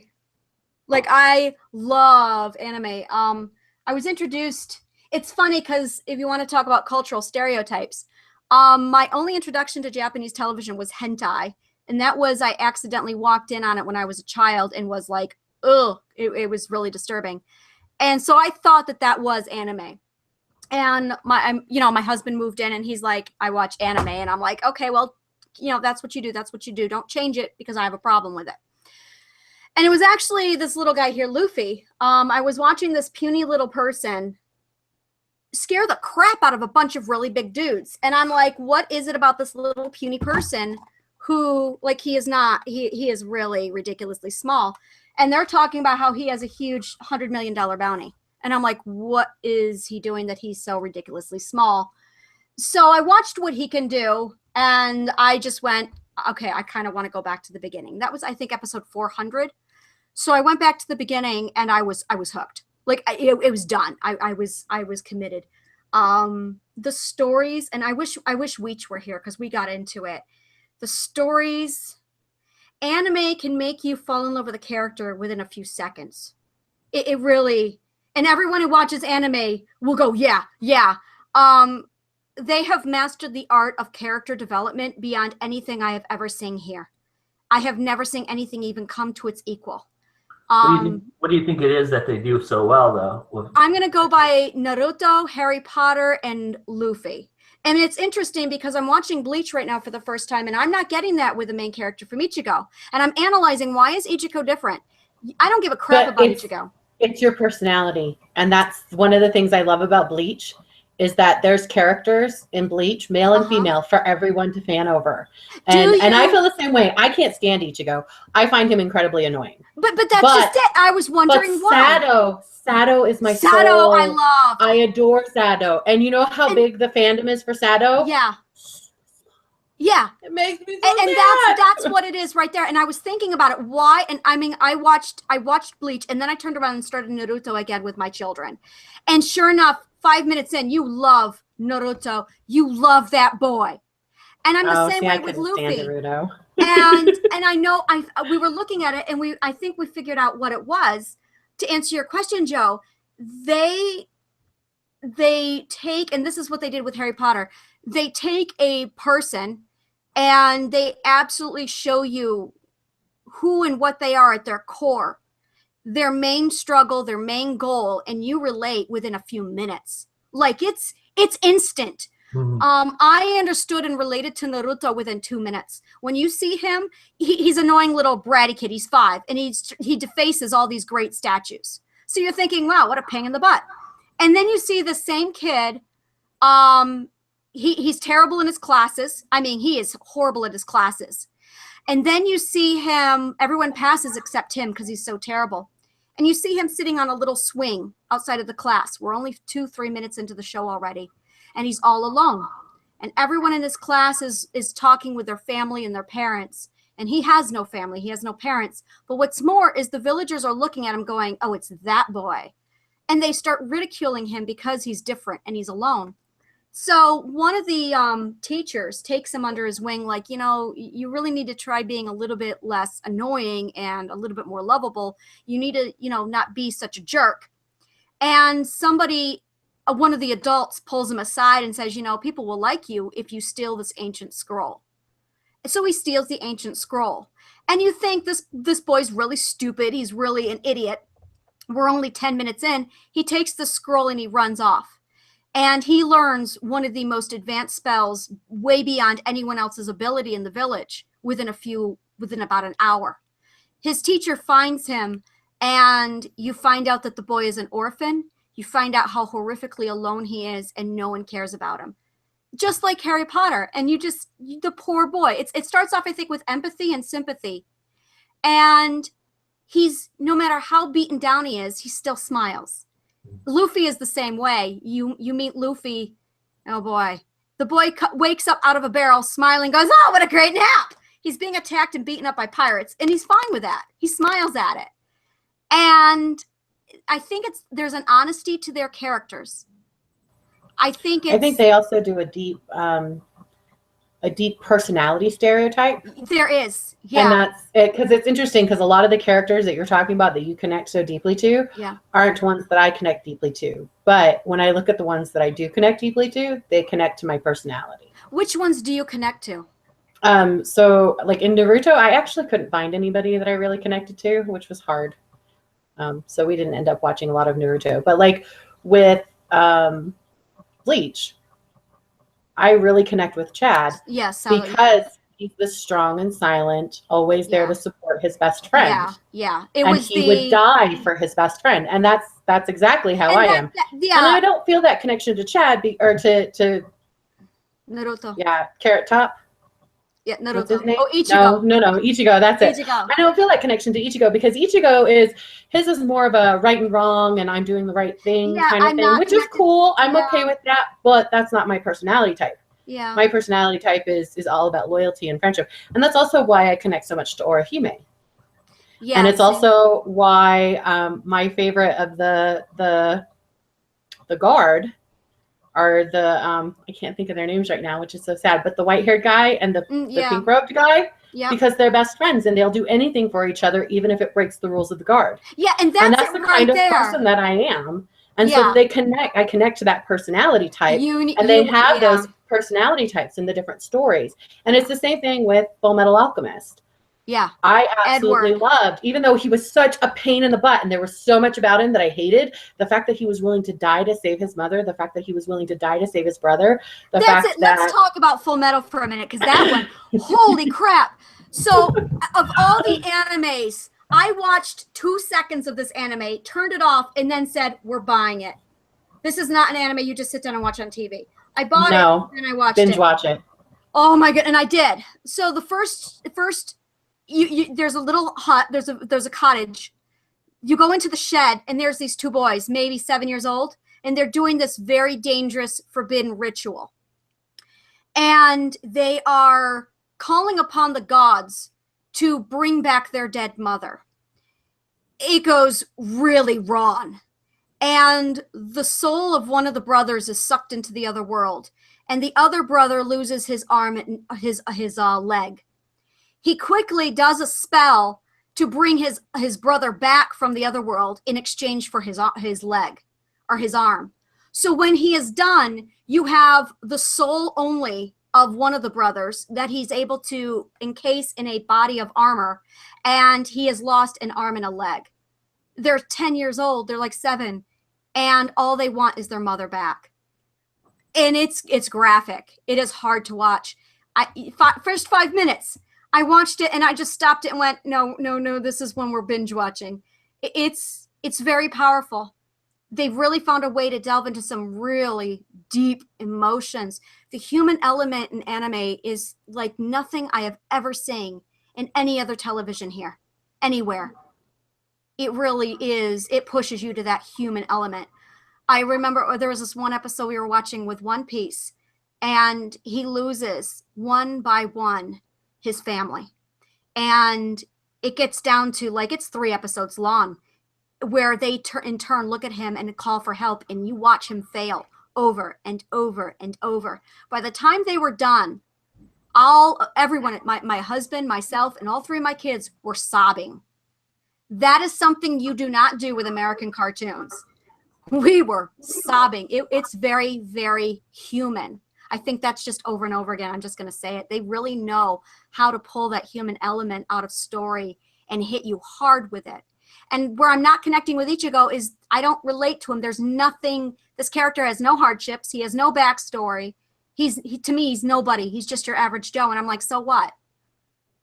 And it's not until you see them struggle that you connect with a character. And I think this is true of all books, movies, everything. You connect with a character when you see them struggle. In anime, they don't wait to show you their struggle. You start every single show with them struggling within the first 2 minutes. Yeah. And even with Bleach, you do see him struggle, but he always ends up overcoming it so easily, it seems. Yeah. Like. And like I said, now. And so that is very frustrating for people who've struggled before. Yeah. I'm in episode 41, 42, and now I'm seeing him struggling. Now I'm starting to like him. But it's never taken me. Good God, if this were Death Note, it'd be over by now. I'm in 600, 700, 800, and I still don't like him. I mean, I don't hate him, obviously. No. But he's far from my favorite character.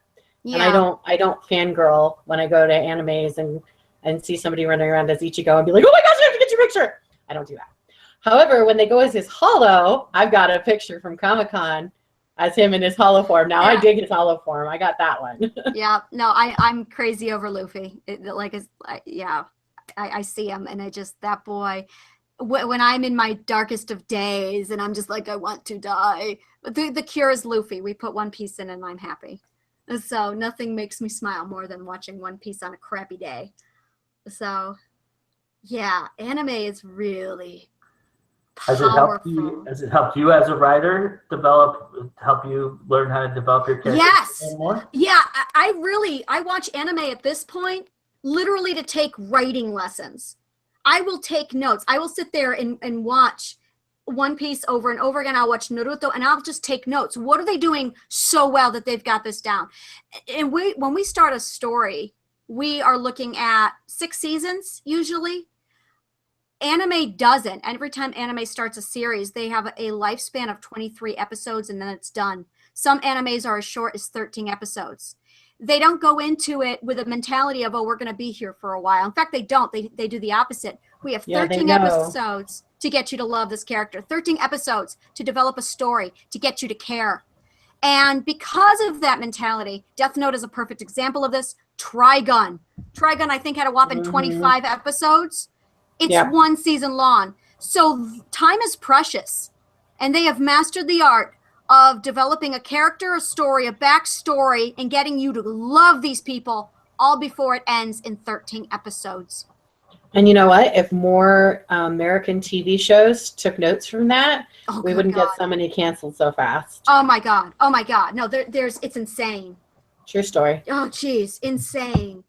Like really, and I'm going to say it over and over again. Anyone who knows anime will tell you that if you want to learn how to do character development, story development, watch anime. Yeah, I absolutely sit down and take lessons from them. Absolutely. Nice. No, Great. Phenomenal. Let's watch some now. Yeah. I'm just going. Yeah. The fan base for anime is really rabid and really explosive. So that makes sense. I mean, people gravitate towards that, you know? Yeah. That's why fantasy is so successful, is because you get in the world. You get sucked in and you really start to develop, you know, this kindredship with where the environment is and what it's going on and how you think. And you always, what I gravitate toward is not what you gravitate toward, and we all have. Yeah. And that's the great thing about, and it sounds like anime very much in the same breath. It's got. Yeah, and that's one of the problems with anime is to say the word anime is to say the word movie. It is too generic. There is no fantasy or drama or thriller or suspense. It is just movie. So, and it took me a while to figure this out. It really took me a long time. If you're into fantasy, try Inuyasha. Huge. Yes, love Inuyasha. I just started it. And I'm just like, Inuyasha. loving Inuyasha. Very much fantasy. It really reminds me of Dungeons and Dragons. They really know how to do fantasy. And I'm there's different.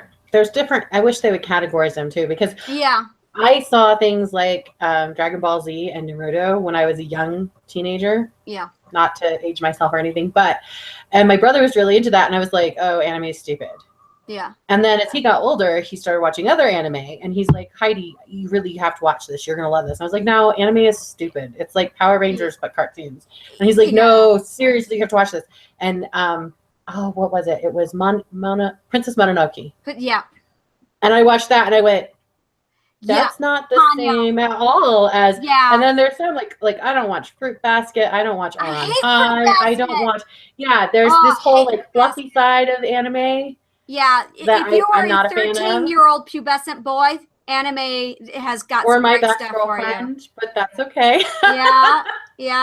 But it does. But it does. It's nice because if you can find your niche and you can find that person that can guide your niche interest. Yeah. And anime has something for pretty much everyone. Everybody, and that's it. And I'm going to forever make the recommendation to start with Death Note. If you are an intellect, Death Note is where you start. If you love Joe, you with your mystery and your crime, Death Note. All right. It is the most amazing murder case.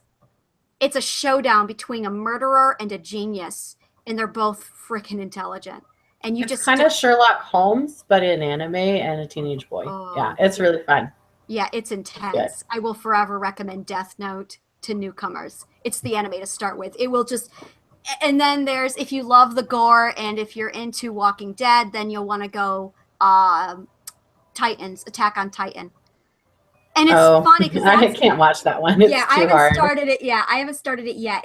That one is pretty gruesome. That's your gore and your horror element. That's really graphic stuff. And it's really, if you're into the goofy, that would be One Piece. Every one of them very much has its own niche, has its own what you're into. And then there's the what anime looked like 10 years ago versus what it looks like now. The animation has really come a long way. So that's another part of it is like Dragon Ball. I can't sit through it because the animation is just horrible. Yeah. So it's. Well, is there anything in American television that's captivated you ladies? Game of Thrones. That's it. I can't watch it. No, I have way too many fandoms to. My brother likes to joke that I'm not truly a geek because I fan over everything, but never deep enough to. Fair. but never deep enough to really count as true geek. He says I'm the original pseudo geek. Because if you ask me who my favorite character is, I can tell you that. But if you ask me about this random character from this particular episode, I'll be like, what did they look like? No, I still don't know who you're talking about. But I have a lot of fandoms that I'm a part of. Doctor Who, but that's not American. Oh yeah. Love Doctor Who. Oh, and I just finished, this is so sad, but I just finished watching Torchwood. Oh my gosh. I love not a Torchwood. word. I haven't started it yet. Not a word. Oh, I love it. I'm just going to say that. You should do it. It's awesome. I am a hardcore Buffy. Always have been. I watch the entire series at least once a year. When my depression crashes really low, Buffy is my comfort show. Comfort You're show. so That's cute. nice. No, that's nice. Comfort show. Yes. Yep. If you like Buffy, you should totally read The Hunters because we'll say that minus the Valley cheerleader aspect, there's a lot of similarities between her and my main character. Well, the TV show really went south of that really fast. It was very weird. They didn't embrace that aspect of it at all until there was certain episodes that had that element in it, but it really kind of. But she always had that kind of Valley. I mean, you can't get away from it with Sarah Michelle Gellar. I honestly, there's a part of me that's like, because the storyline, I swear they wrote that in just so that people would believe Sarah Michelle Gellar was Buffy the Vampire Slayer. But you I know, swear, I really do believe that. I don't know anybody else that could pull off that. I'm a flake, but I'm also a badass. I know, right? Yeah. I love the movie. I have yet to sit through the series. Oh, if Well, you when watch you're the ready to movie, hear then on you it, have just to let watch me the know. series. Watch it with you. I love, and my sister was huge into that, and then Angel, and it reminded me way too much of 90210, and I'm just like, ugh. And yeah, and Dawson's Creek. Firefly. Were you into Firefly at all? I love Firefly. It's on my wall. I haven't watched it yet. I started to, and it was on. I had issues with it. I'm gonna try again, but I haven't. Yeah, I haven't hit it yet. We have statistics in for the Brain to Book SciCon. Traffic is starting to hit. Currently 870 visitors with 4,506 page views. So woohoo! Yeah, things really pick up in the evening hours when. Yeah, tomorrow will be crazy. Yeah, no, it is. It will be. That's what I'm expecting anyway. Aside from Joe Live, Joe, Joe's Bar, what are you doing all weekend? Are you going to be anywhere doing anything? No. I'll look at the hangouts and stuff like that, or the takeovers and stuff like that, and always invest time in helping authors with that. And I just voted on all the cover wars and stuff, so I'll be watching that and seeing how well I did. Yeah, let's take a look here. I'm curious what they look like. Let me see here. And we have a Facebook. Takeover happening right now. That goes until about 8:00 at night. It looks like Susanna Linton is still on, and Tim Bateson is up next on it. Where is Tim? Like, if you're watching this, Tim, get in here. All right, and let me just take a look here.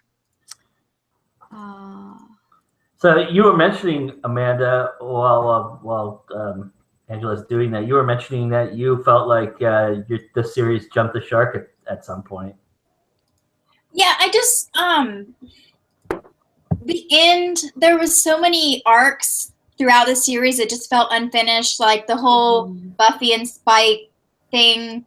Like the first time I finished the series, I was so hard up for a Buffy and Spike matchup that was like real. That's when I discovered fanfic. I had never read or seen or even knew what fanfic was until I was like, oh my God, I'm not done. Google, I need more. And that's when I found fanfic. And then I found the graphic novels, which anybody that's like a fan of Buffy knows that it goes through season 7 on TV. And then season 8 and season 9, I believe, are graphic novels. So I've begun the tedious process of collecting those because I like the big glossy versions, and they're a little bit pricey. So I just get them one at a time. See, I think I'm sorry. Go ahead. Okay. Well, I was just gonna say, I think the inherent problem with that series is the inherent problem with a lot of series that take place at a youthful age, which is that you only get 4 years of high school, and then maybe, just maybe, a couple of you will go to the same college and go to the same place, but not everybody does the same thing. They all separate. I mean, that's the thing about life. You move on to the next chapter and the next phase. And so with these shows, they always try to milk after that 4th year of high school. They try to milk it and milk it and milk it, and it just never works because you don't buy it, because you know that in your real life that's not how it works. And I think that's what 90210 ended up doing, and I think it failed. Yeah, that killed them. Yeah, I was just like, I mean, I could buy the fact that they're a bunch of losers and don't go to college, but but with the Buffy thing, I mean, they did try to do the whole college thing, and there was the separation, and Xander left the show. Was it Xander who left the show? Who left the show? And they would only show up at like holidays and stuff. Wasn't it? I think it was Xander. Xander was in just about every single episode ever. I think he's one of the ones that has the highest reoccurring rate. Not that I'm so geeky that I looked at know that. Yeah, I'll be perfectly honest. I only finished Buffy once, and there are a couple episodes I'll go back and rewatch. that I really enjoyed. But Giles left for a while. He went back to England. Yeah. But yeah, he ended up coming back in the end. Spike was supposed to be a permanent character. He was supposed to have his big bad season and then be out, but he was such a favorite that they wrote him in, which I'm glad because he's my favorite character. Yeah, I love the actor who plays him. He shows up in Torchwood too. Just saying, teaser. His name's James Marster. I love James Marster. He's awesome. Yeah, so he's in Torchwood, and his character in Torchwood's actually very similar to Spike in the bipolar aspect of personalities. You either love him or you hate him, and sometimes both at different times. My antagonist in Soul Purge, Tiago, is based off of, not on purpose, but it just kind of the personality worked, that he's based off of Spike's personality. Yeah. And what's the name of that book so I can look for it when it comes out? Soul Purge. That's book 1 in my Chthonian trilogy.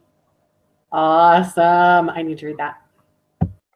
Yeah, I'm thinking I'm going to try to see if I can talk Angela into beta reading it for me, because she's got so much of the Celtic stuff really down that I think that she could really help point out any glaring issues I might have before I release it. It's really, there's a lot of Celtic, excuse you, mythology there. Keep going. Thank you. Sorry.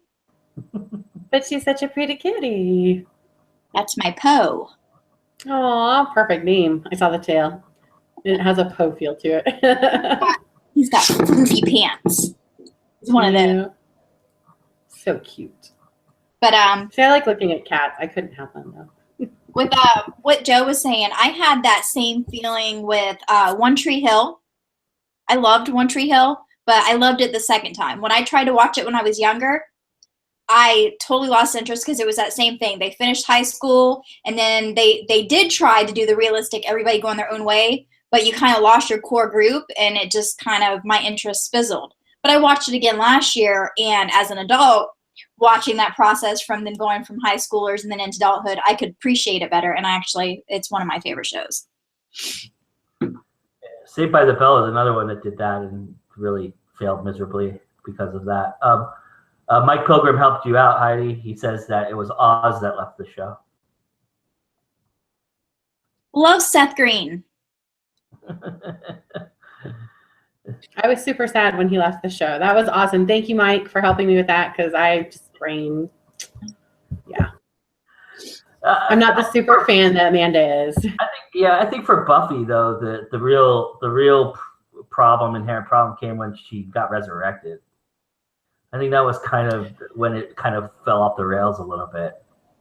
I actually, even though I love the whole Willow thing that everybody loves because it brought to light LGBT issues, I also kind of hated it because, well, partly because all my friends tried to convince me I was gay, but because a gay person doesn't just change. And she had that deep connection with Oz, and then she was gay. And I was like, they could have. Do what? You also had that whole being in love with Xander their whole life. Right. Yeah. So she was like super straight, and then all of a sudden she was gay. And that kind of was hard for me because I had a lot of friends growing up that were lesbians and gays, and that was not them at all. And then of course, because I had a dominant personality, I must be a lesbian, even though the definition of a lesbian is liking women. And I think it was also pushing too many stereotypes into one character, because I think that was part of the problem. The nerd of the group, then she was the witch of the group, and then she was the lesbian of the group. And I think they really did try to put too many elements into her character. Yeah, you could see that Joss liked her, and he was trying to get her something that would really, be an arc and help her develop, because I think he probably thought like her character at the beginning, he didn't solidly flush it out enough. Yeah, I don't think he gave her enough credit, because she was an absolutely adorable character. I mean, I love her. I love her in How I Met Your Mother. I think just the actress herself can really bring a lot to a character. American Pie. She's fantastic in American Pie. Yeah. Yeah. And I think that's part of the reason that people forgave it, because she committed so well to it that You know, even though it didn't make sense if you knew people who were lesbian or who were gay, it still made sense because she sold it. She was so good at selling it, you know, which mad props to her for being able to pull that off. So absolutely. Yeah. I mean, we got some good chat going on now too. Awesome. I love her. Willow. I don't know her real name. I just call her Willow. Yes, Angela, we're talking about Willow. Her real name's Allison Hannigan. That's it. Yes. Yeah, she's very impressive. You know, she probably has the best, well, other than Seth Green, probably has the best pedigree coming out of this series in terms of acting. I mean, Sarah Michelle Gellar probably would have been that person, but she gave it up to be a mom. So yeah, she took some time off. Yeah, well, she virtually quit. She's done some stuff since then. It's just not been big parts. Like now she's focusing on cookbooks and cooking and stuff. Yeah, and she went and she let her husband pursue his dreams and aspects too, and let him go and do what he needed to do. But you know, it's just she has the best acting chops of the bunch in terms of Allison Hannigan does, in my personal opinion.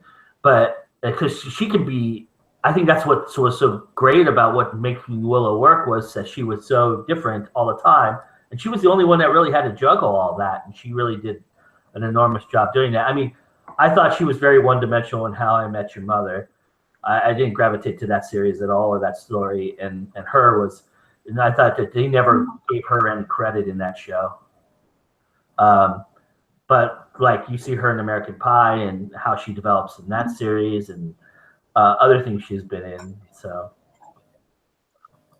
I think the one thing that I really love about Joss Whedon that doesn't always resonate for people, directors or writers, is that he knows when he's got a superstar in his hands. He can turn it on a dime and really transform. Even when other people don't. Yeah. I mean, look at Nathan. Yeah, Fillion. Dr. Horrible. I mean, look at Nathan Fillion. I mean, without Joss Whedon, he's not Castle, you know. He wouldn't have had a career, yeah. I'm here for Dr. Horrible. I heard it. Yes. We were just saying, I mean, well, like Joss Whedon, he tried so hard to sell Dr. Horrible, and none of the networks would touch it, even though he has an amazing career. And so he published it himself using YouTube, and it has been wildly successful.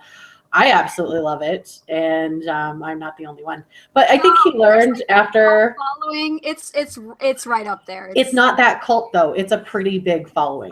Yeah. It's a pretty big following, and I know the networks have got to be kicking themselves after that because I mean everything Dr. Horrible merchandised.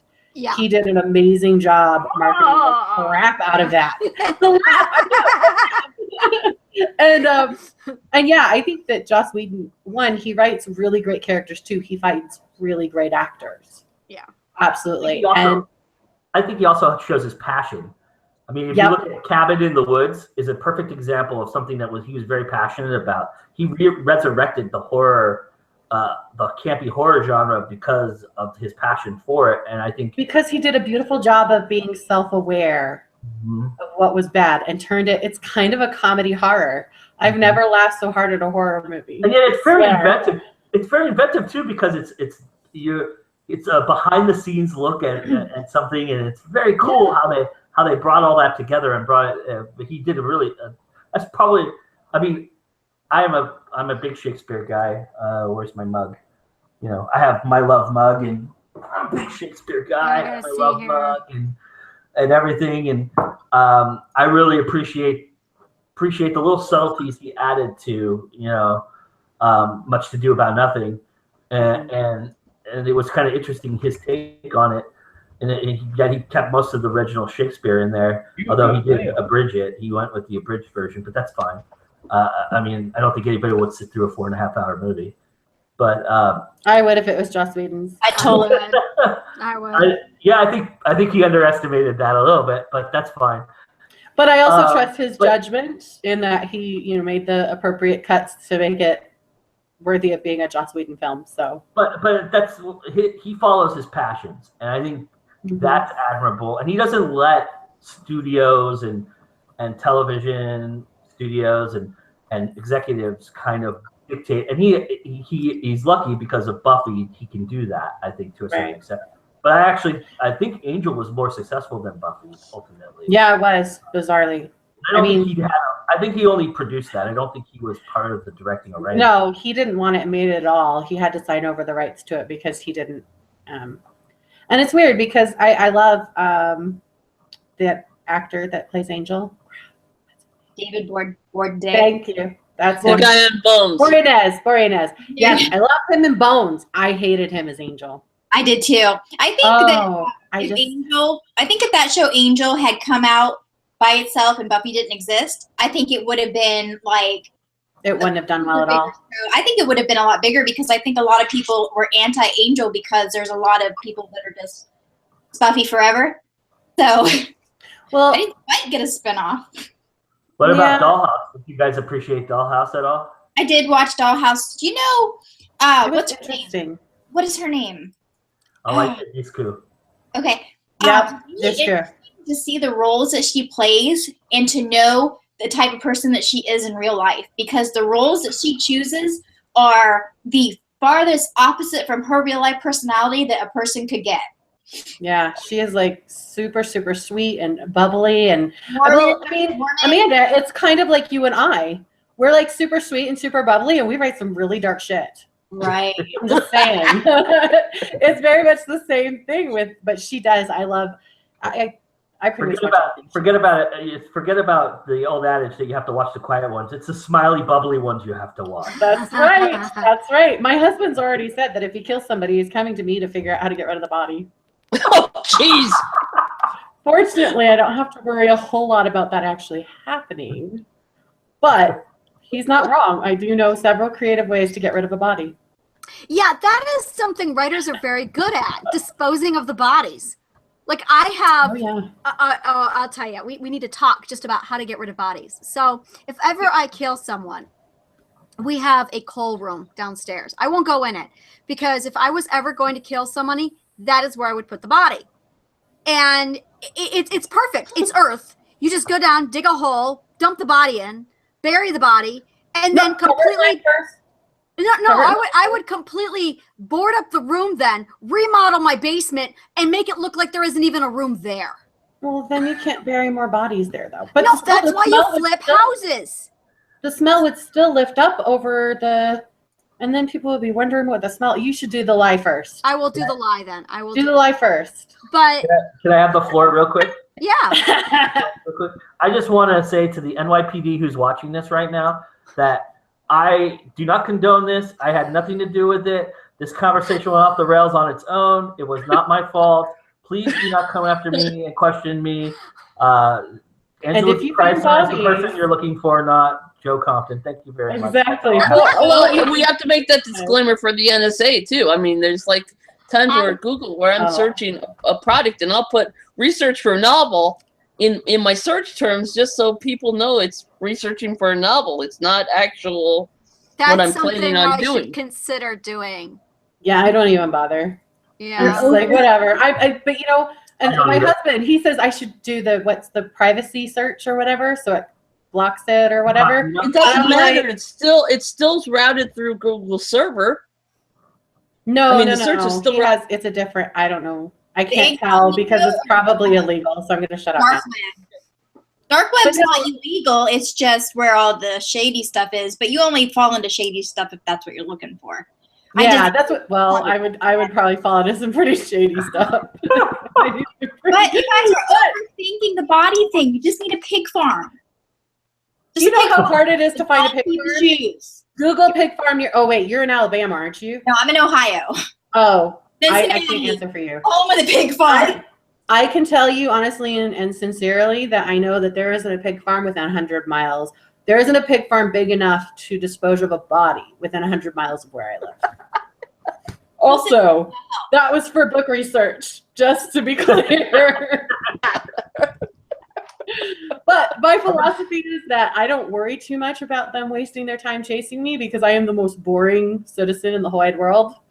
I don't even have traffic tickets. They're too busy flagging terrorist activity. So And if they're flagging me and chasing me, oh well, I'm sorry. You'd be more in trouble by downloading Mein Kampf than you would be by Googling how to kill somebody. I may have done that too. Again, research. Yeah, they flag certain books for certain reasons. So. Yeah, but Mein Kampf is it's a really interesting read. It is because it lets you see into the mind of, and when you read that, you realize that one, Hitler wasn't as crazy as he seems, and two, that's even scarier. You missed the conversation with Josh being here, where we. Oh no, I was watching. I was gonna say we're back to Hitler again. It's like let's talk about all the ways that were. Yeah. But yeah, Josh and I have had some interesting conversations about Hitler. He makes Trump look like a toddler. Yeah. But you know what scares me is when you actually look at Hitler, Trump is totally following his game plan. He's just not as good at it. I think it's more. It's true. He's following more Putin's plan than he's following everybody's. But well, Putin is kind of following Hitler's plan a little bit too. Yeah, that's true too. But yeah, it's definitely. And the reality is that whether you're crazy or not, it's a good strategy. When you make people afraid, they'll do whatever you're selling. When you study marketing, that's one of the things. First, make them afraid, make them believe that they need what you're selling.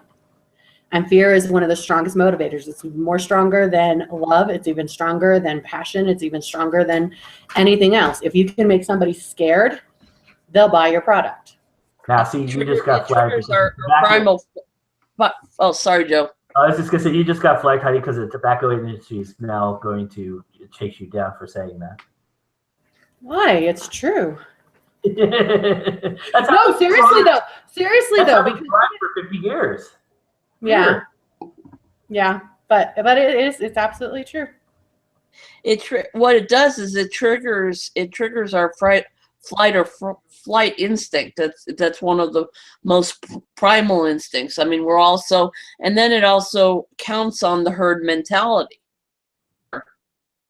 primal instinct that we really, we think we're superior to animals. We're not. Those two instincts are very strong in human beings. Sounds like and when you're marketing, if you have to take a different approach, it's a lot harder to get the buy-in. So, but it's true. If you look at, look at any marketing with makeup and with women's beauty products. There's a reason they tell us that women need this because of our fear of being alone, and it works. It's an easy sell, and it was really hard for Dove to flip the switch on that whole love yourself. And they got a lot of crap for several years before they were able to turn that into a viable marketing campaign. But now that it's there, we love it. It's great. It's fabulous. Right. But people don't realize how often marketing is telling them to be afraid all the time. Or live up to a certain standard. Or live up to a certain standard. If you don't live up to a certain standard, you are a nobody. Because you're afraid of not being good enough.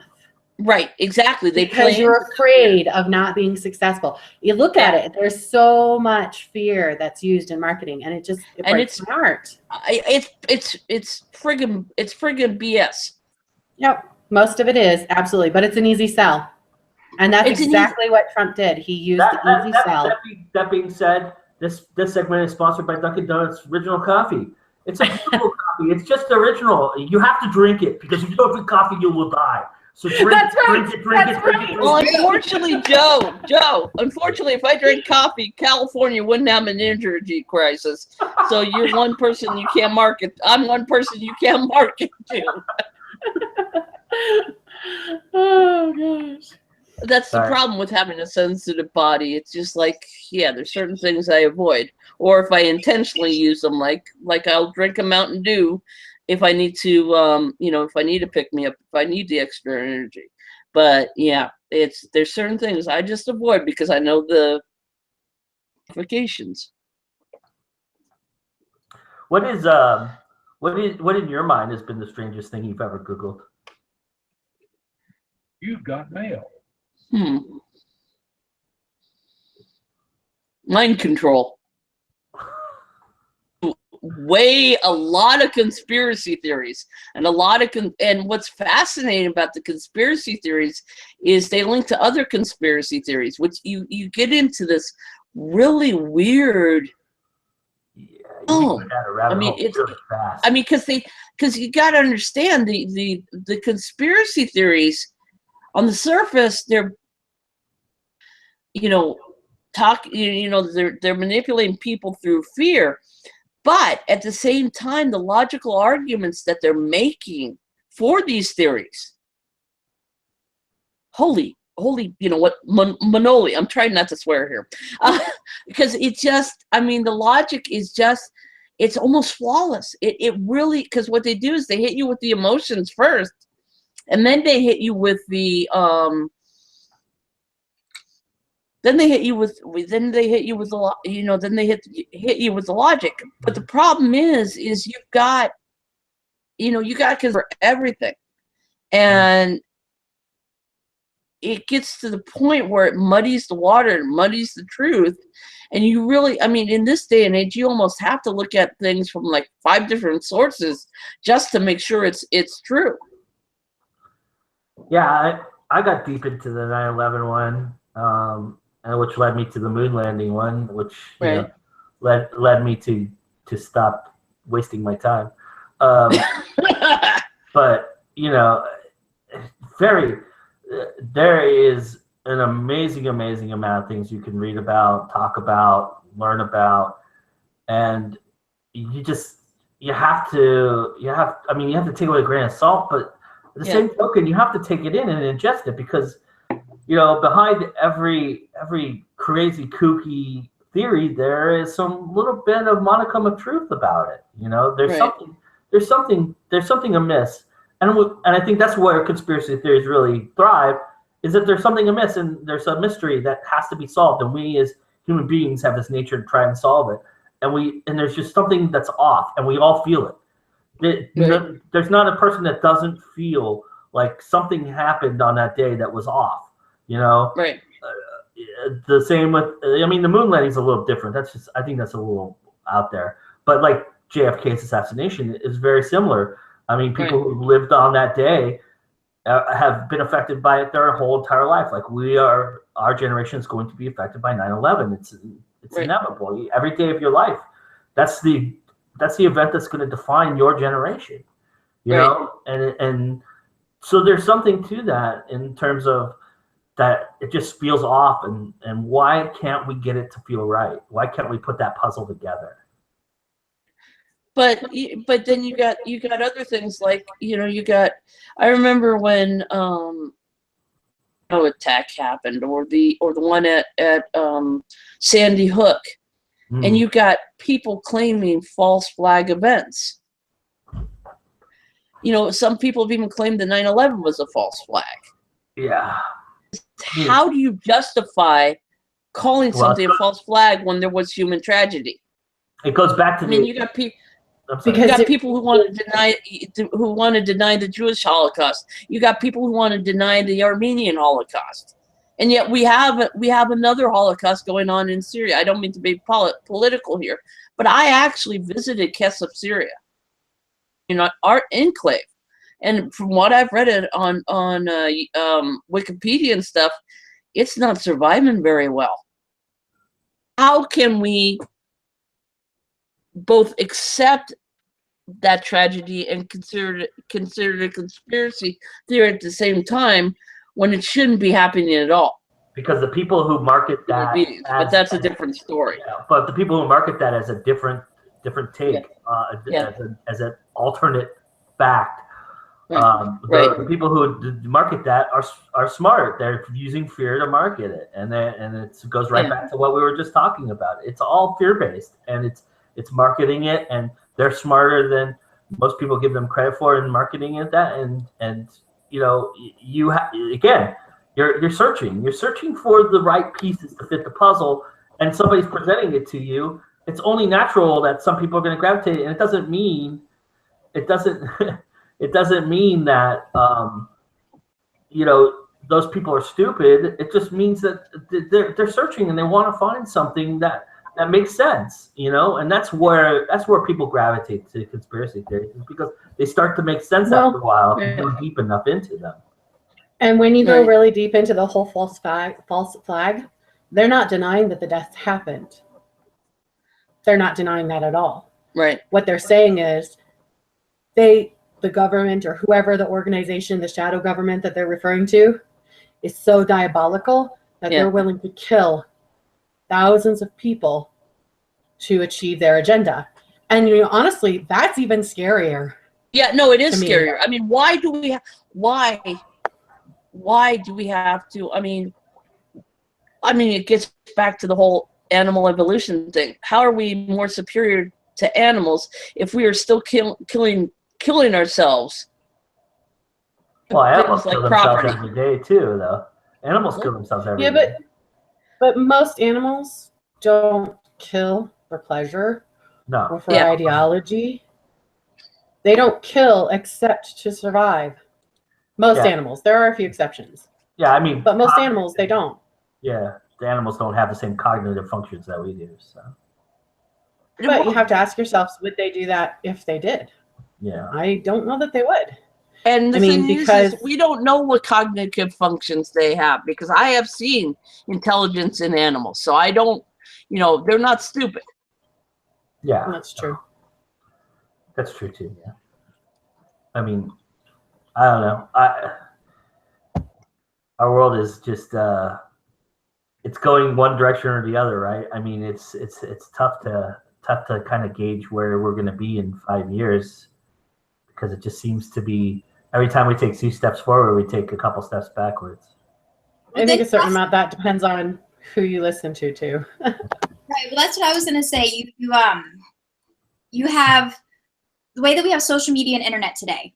It's like it's the extreme both ways, because on one hand, we've got complete transparency around the world. We can literally see and hear what's going on everywhere just from a single person posting a live video on Facebook. But then at the same time, the internet is so easily manipulated that you don't really know if what you're seeing or reading is real or if it's been, you know, skewed from a perspective. You know what I mean? It's like we're fully transparent and yet we're fully manipulated.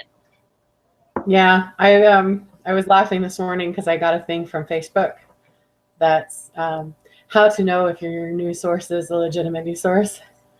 And number 3, and number 3 on the list was if it comes from a site other than one that you consider a reputable news source, it might not be. And I went, but see, by that definition, I mean, I don't consider Breitbart a reputable news source. However, there are people in this country who swear by Breitbart. It is the most honest and reputable news source. How about Huffington Post? Do you consider Huffington Post a news source? See, there's a difference between news source and reputable. You're changing the words there. There's a difference. And you know what? There are some news reports that come through the Huffington Post that absolutely, I'll cite them. They're great news sources. And then there are others where I'm like, this is an opinion piece, but it's not listed as an opinion piece. And I think that that's part of the problem, is that our people have not been taught how to be able to properly judge. So much so to the point that when I was reading the Facebook thing, I was like, no, this is not how you tell if something is, that's not right. It's you know, well, here's how you tell if something is a reputable news source. Can it sort sources besides itself?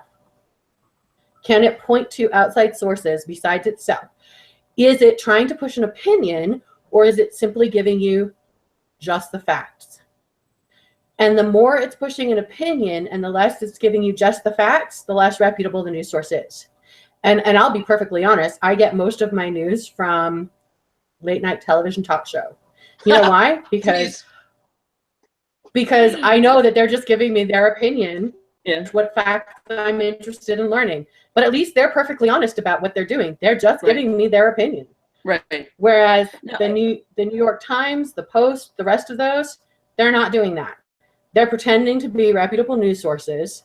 And once upon a time they were opinion pieces anymore.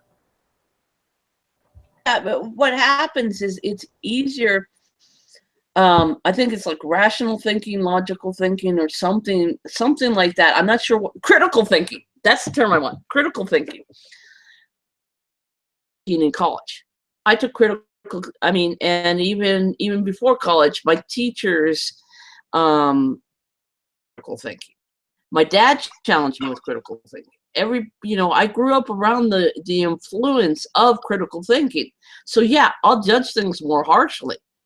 In this political correct world, I think critical thinking has been kind of demoted because you don't want critical thinkers. If we had critical thinkers, you wouldn't have the herd mentality. If you didn't have the herd mentality, you manipulate and control people. Absolutely. And it makes me really sad because my brother and I were just talking about, I can't remember his last name. I probably can't even pronounce it. Anyway, he's an inciting writer, and it's interesting because he just got shut down in Berkeley. At Berkeley, he was supposed to do and I can't stand the guy. I hate his opinions. I don't think they're really his opinions. I think he's like, what's the most ass backwards way I can look at this issue? And then I'm going to write that. That's what he does. He does it for the purpose of getting attention, and it works. But, at the end of the day, it doesn't matter how much I don't like his opinion. It doesn't matter how much I disagree with what he's saying. He's never once promoted violence. He's never once promoted taking something away from somebody. He just says, this is stupid, and this is my opinion about it. And then he leaves you up to interpret what he's saying. And people come away citing his articles for justification for, like, the one that really got me upset was it was about why women shouldn't be in STEM courses. And I actually was reading another article about it, and it cited him as supporting evidence to that. And he never said women shouldn't be in STEM studies. What he said was, we keep putting money into STEM studies,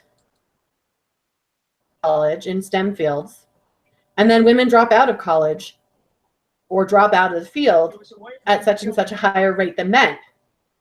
And then he left it up to interpretation, and people ran with it, and people took that we shouldn't let women into STEM studies. He never said that. If anything, you could interpret from it, you could say, okay, he's saying maybe we shouldn't put as much money towards funding. But if a woman wants to study STEM on her own and pay for it, then he's not saying you shouldn't do that. But he wasn't saying that at all. But the point is, he has the right to speak, and the Democrats shut him down because they don't like what he's saying. I don't like what he's saying either, but he still has the right to express his opinion because he's not advocating harm to other people. What do you think of Ann Coulter? Do you think she's in the same light? Who is it? Ann Coulter? I haven't read or seen anything by her. Right. She's a very opinionated person on the right wing side of things, and she's very strong in her opinions. But I kind of respect her a little bit because she's strong. She doesn't waver just based upon what somebody tells her, or just she's not afraid to speak her mind. Is she the one that released the book about Trump right around election time? Okay, yeah, I know who you're talking about. Was this the one that was talking about the whole sex scandal thing and his connection to that Playboy guy that got arrested for child porn? Is that the same? I don't know. I don't know what that is. Because there was somebody who wrote a Huffington piece about Trump that I thought was promoting a book, and it was about the same time. And they were talking about the child sex trafficking charge that he was, or not sex trafficking, it was the child sexual assault charge that was filed against him in New York. And she was talking about why it deserved to have credence, and that just because it was dismissed because it didn't have enough evidence and they were told to refile didn't mean that that wouldn't come to something more. But that's not Ann Coulter. That's somebody else. Yeah, probably. She's very pro-Trump, so I don't know that she would really. Oh, then that's probably not the same person then. Yeah. My philosophy is, as long as you're not promoting harm to others, you are welcome to have your opinion. And yeah, she's a very. I'm sorry. Go ahead. Go ahead. No, I was just going to say she's very politically charged. It has nothing to do with. I mean, she has moral issues that are based upon like the Republican platform and stuff. Right to life and same-sex marriage and all that. But so socially, she's still Republican as well. But she doesn't really talk much about that. She's more about the political drive and driving the political spectrum. Yeah, and I haven't read her, probably because she doesn't talk a whole lot about social issues. I'm more interested in social issues than I am in politics. I laugh because depending on who you ask, I am a Republican, a Libertarian, and a Democrat all at the same time. And that hurts. I like to consider myself an independent. I vote on specific issues that matter to me. And there are some that will sway me one way and others that will sway me another. You're a Hufflepuff. I'm a Hufflepuff. No, I'm not. No, every test I take, I'm Gryffindor all the way, baby. Well, I'm an independent, but I had to register Democrat because of the laws in Washington State. Oh, I can't live in Washington then. They don't. I mean, that's what it is. Well, Washington and California did the same thing. Is to be a part of the electoral process. You have to be registered one party or the other. I mean, it's like, what choice is that? I mean, don't get me started on the two-party political system. We'll be here for 3 hours. Yeah, if I lived there, I'd be like mounting a movement against that crap. That's right. We're going to be here for a while. Oh, we're here anyway. It doesn't matter. But we're supposed to be talking about books, not politics. Oh, we can talk about. We talked about how politics play an important part of writing books. True, very, very true. Absolutely. We have to build political systems in our books all the time. I actually voted for Johnson. Me too. As a protest vote. I already knew. What'd you say? I think Angela did too, right, Angela? I did. Yep. Yeah, and Amanda did too. I saw Amanda's hand over there. We're a bunch of Johnson freaks. What's up? But you know what? I never in my life. I never in my life thought I would ever say I support Johnson. I just oh, up there. I always say that. Weird. Dang, I'm okay. I voted Johnson because I already knew Washington was blue, so my vote really wasn't going to be sway it one way or the other. I mean, for some of the critical states, yeah, a protest vote like that would have made the difference. But if you looked at what happened after the elections, on the elections on Twitter and Facebook and every other place, every other social media place, people who voted Johnson were getting blasted. Yeah, saying you a lot of people your vote. But you know what kills me? Our third-party voters. It was our fault. But same thing for me. Yeah, I saw that too. I'm in a red state. I voted my conscience because my vote wasn't going to matter regardless. Okay. And see, I'm in a state that typically goes that way too. And voting for Hillary wouldn't have changed anything. Plus, I couldn't vote for Hillary in good conscience. No, but voting for right there, I couldn't either. Johnson, next year next time around, a Libertarian will have no problems getting into Utah because he got 22% of the vote. Yeah. In Utah. Yeah. Wasn't enough to change us from Trump, but it was enough for whoever goes in the Libertarian Party next time around to have access. And there are a lot of Libertarians running in Utah now that weren't running for offices before. So I have high hopes that Chavez will be gone from my state very soon. I think that was a lot of our motivation that voted the way that we did. And I don't think people that voted other ways understood that. We knew that we were voting for Johnson and that he wasn't going to win, but we weren't voting for now. We were voting for the impact it was going to make at the next election. I was voting for my own consciousness. I could not, in good consciousness, vote Hillary. I could not, and I will not vote Trump. And when I was looking at that, I go, okay, at the end of the day, I have to live with myself. And to place a vote somewhere is to say, I support this in their cause. And I don't support Trump. I don't support Hillary's cause. And it was, yeah, at the end of the day, I have to live with my decision. Whether or not I win, this isn't about winning or losing. To me, this is simply about what I support. And what I support is But that's why we have a two-party system, Angela, because it is about winning and losing. No, it's true. It's true.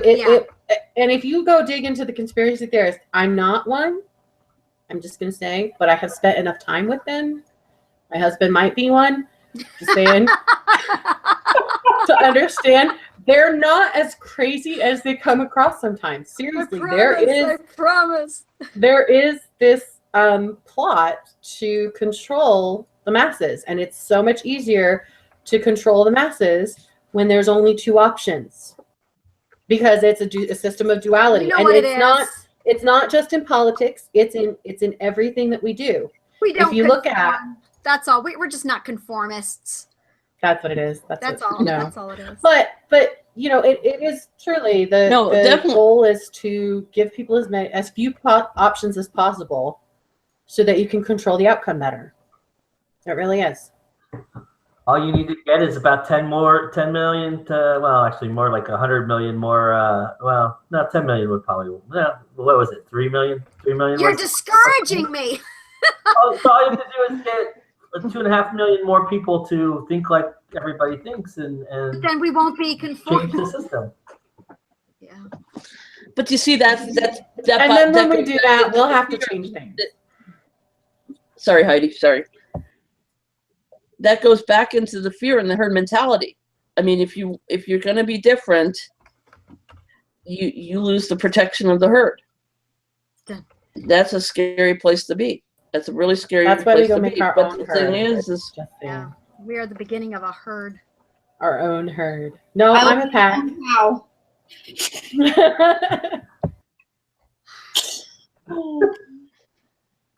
All right. I have 3 links here that are broken still.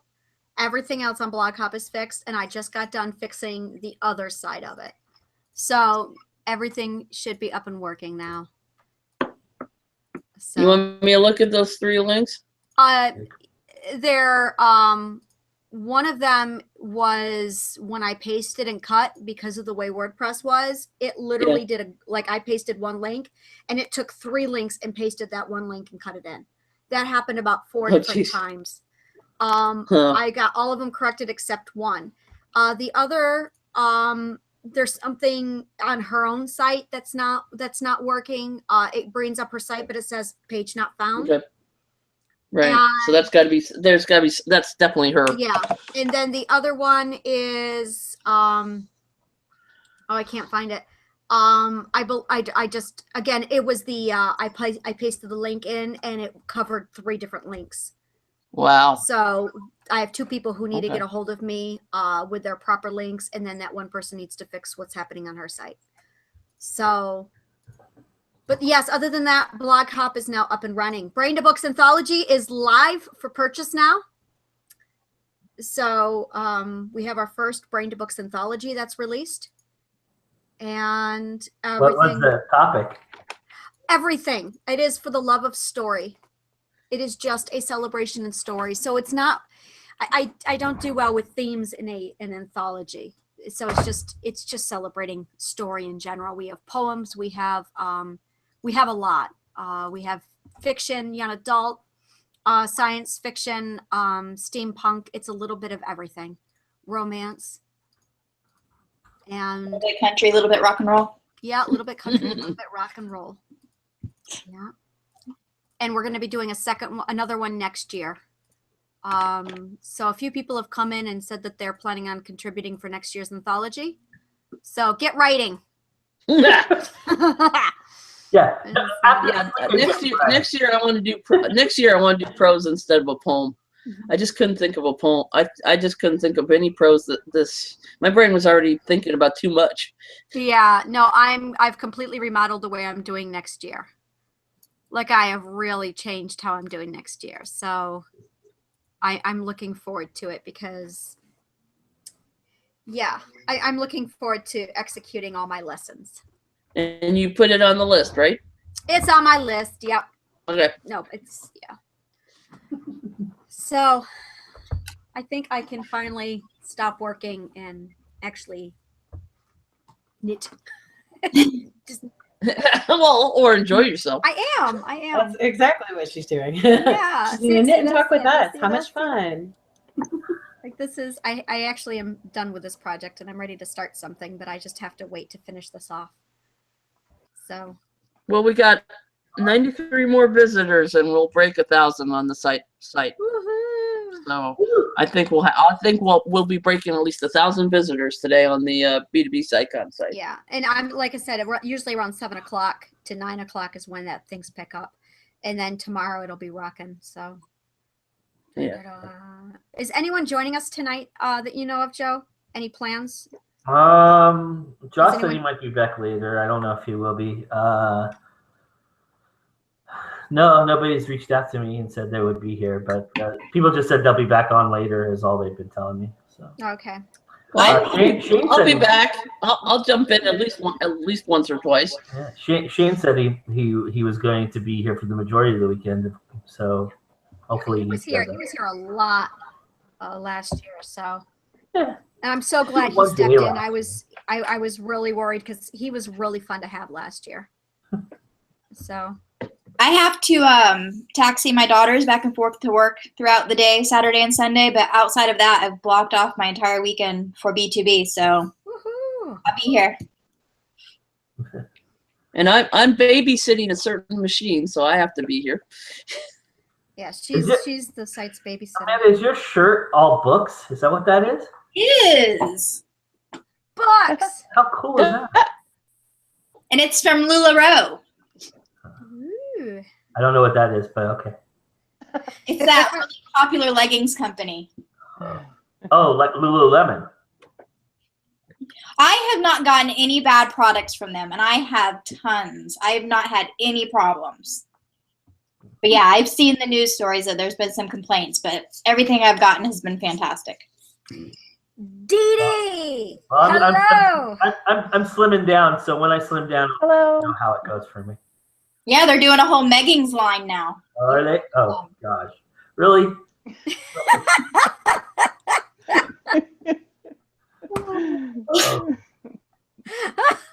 And Joe, they are as hideous as you're imagining. Probably. I don't know. My husband wanted them, and I said, "Sweetie, I don't wear leggings. You don't get to wear meggings." No. I don't know. I'm a pretty good imaginer. They just sound so awful. I have to Google these things. Meggings. Does one does it have writing on the butts and stuff like that? All kinds of designs, you know. Oh my God! I'm sorry. All I could think of is these tights men wear during ballet, and there's no patterns. No, on those actually, at least make sense. Those make sense, even though no meggings are like it's like if Hammer Pants and leggings had a baby, and then they splashed wild and St. Prince all over them. Wow. Like, it's really is bad. It meggings or meggings? No, meggings. Meggings. Yeah. Meggings. Isn't the whole reason that leggings came about was because women wanted a sweatpants of their own, kind of? Isn't that really what it was about? No. Forgive me for being ignorant, but It's all right. I think they came about because the 80s happened. No, because they're not from the 80s. They're worse than the 80s. They are. They're worse. Basically what it was is women wanted comfy pants and men wanted them to be sexy. And yoga pants weren't sexy enough, so they made leggings. Leggings. But they're only sexy on certain women, apparently. And leggings have been around for a decade. I don't wear leggings. Not even in ballet. I don't wear leggings in ballet, Tai Chi, or yoga. That is how anti-leggings I am. So, Joe, I'm right there with you with your meggings. Like, I think that's a face, a meggings face. I think that could be a thing. Hey, Joe. Oh, yes? So you're the resident Shakespeare fan? Yes. I have a pop quiz for you. Okay. I'm getting a Shakespeare quote tattooed on my back in June. and see if you can tell me what it's from. Sure. The quote is, "Though she be but little, she is fierce." Oh, gosh. I feel like this is so easy. It's silly. Cheat. I'm not cheating. You're watching me the whole time. Go. I'm not cheating. I'm sitting right here. So she is small. She is fierce. Oh, gosh. I have it narrowed down to 3, and I'm not, well, 2, and I'm going, okay. So can I Go tell ahead, you Angela. who I'll I let think they are? Angela. My first thought was Othello, in reference to Desdemona. My other thought was Hamlet. Yeah. You guys are way off. Which is it? A Midsummer's Night Dream. Okay. Now I will say this: we're not way off because we got the Shakespeare right. No, we were told it was Shakespeare to J.K. start with. Rowling. If I had said that's from Harry Potter, then then I'd be way off. Yeah. Well, no. In the realm of what play it was. No, we already agreed it was Shakespeare. Hey, Amanda, it's A Midnight Summer's Dream. Good job. You get a gold star. Oh, you've already got one. All right, I have to know, what is everyone planning on doing? What is everyone doing on Monday? You know what I'm doing on I Monday. don't. I know what you're doing. Yeah. I took the day off already. Me too. I don't. Yeah. I have a 9 a.m. meeting, and then after that, I'm not doing anything. Did anyone find out if Tim's schedule got worked out? Yes, he did. Okay, And he's that's good. trying to set up his fantasy shows. Not shows. That's not the right word. What is it? Panels. Yes, Okay. panels. He's got Okay. one Yeah, tonight that's right. at 8, and one at 7 tomorrow, and one at 7 on Sunday. Am Okay. I supposed to be there? Did you sign yeah, up I know for- that sound. I don't remember. I'm in the fantasy genre, but I don't remember what I signed up for. Okay. If you're in the fantasy genre, you should get an invite for it. Yes, it's a pure storm down my way. This is his panels are It open is- up to all it is fantasy. Yeah, so just it is message him on it's Facebook definitely and let him know if pure you want to do storm. them. Okay. I think he sent out to the fantasy group, the fantasy chat. Are you a part of that on Facebook? The topics that he was doing and the times. Did you not get that, Amanda? The only B2B chat I have is the main one. Okay, I'll go back and find that and I'll send it to you. Okay, I'll add you to the group. How about that? Okay, yeah. Powerhouse is the only B2B chat that I have. Can you add me to Oh, the okay. group, please, if I'm not there already, Heidi? I think you're already in the fantasy one. You're the Dee one Dee- that set it up, Oh, all right, then I'm set. so you should be in it. Dee Dee, I have got to ask you, how do you pronounce your first name? Oh, my actual name? Well, the Deidre. Yeah, it's Deidre. Deidre. Okay. All right. And there's a character in Naruto named Deidre, and that's Oh, it's nice. Deidre. And I'm looking at it going, okay, well, if I was, because it's partly Norse, and I'm going, well, that's Deidre. And I'm curious if it's how it was in Anglo-Saxon, because I'm just like, how would you say that name? Right. Well, yeah, people get confused because of the E. Yeah, it's the R-E at the end. Deidre. Yeah. Yeah. In French, it was dead. Oh, nice. Nice.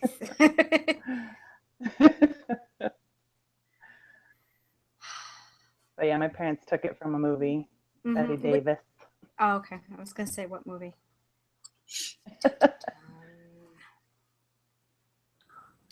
That Sorry, silence thing is coming again here. Yeah, Jen. sorry. Well, I had an idea, but I didn't know if I should talk about it now. All right, yeah, shoot. Go ahead. I don't know if you saw it earlier, but I was thinking about a series of panels for next year's SciCon.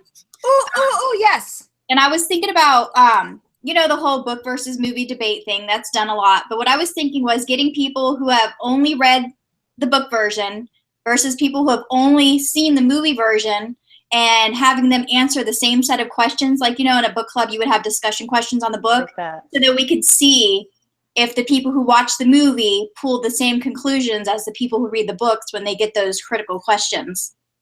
We have a rule in SciCon. If you think it, you host it. Yeah. I've already signed up to volunteer for next year, so I guess I should. Yeah, that's your project. That's your project. The first year I tried to help everyone with their ideas and I was doing their ideas for them. And by second year, I'm like, sorry, no, you think it, you do it. Hey, Joe. Yeah. If I like prepare that over the year, like start making the clips so that they're ready to go at SciCon next year, would you help me facilitate it? Because I don't know how to do this. Sure. Absolutely. Okay. Awesome. I'll put it in the roster for next year. We'll need a title for it. Amanda, I want to do verses. This is Tim's schedule. Oops, I just got part of it. Sorry, hang on. Let me get the whole thing. Thank you. I can't find it. I lost it I'm somehow. not certain. I was supposed to email him to reserve, and I don't know if I have. So I'm going to email him now to reserve. This is embarrassing. This is really. Yeah, I just messaged him and told him if he didn't have enough people to give me a shout. There you go. There's what he's doing. I don't want to take up other people's spots. So. I'm just here to fill in. You're not here to. You talk about being here right now to fill in? No, I mean here too, but you know, I was so busy with marketing and reaching out to bloggers and everything that I totally forgot to sign up. And so I'm pitiful because everybody's like, "Where's your stuff?" And I'm like, I was so busy promoting your stuff, I didn't. Yeah, yeah. I got you in. Don't worry. Right now, I got that you doesn't in. happen next year. No, I snuck your books in. Oh, where? Because I was looking through stuff and I they didn't are see... under featured spotlight. Oh, okay. So it's hiding over there then. Yeah, and then I'll direct people there then. Yep, I also need to put people under. La, la, la, la. Yeah, I've just been kind of jumping in and like a couple of my books ended up in Cover Wars because I needed some fill in there. So I'm just jumping around wherever people need me. Happy music. I voted for you, Heidi. Thank you. Wait, which one? For the Hunted. For the Hunted. Oh, thank you. Yeah, I am. I was really surprised when I went in to vote this morning and share it so that social media saw it.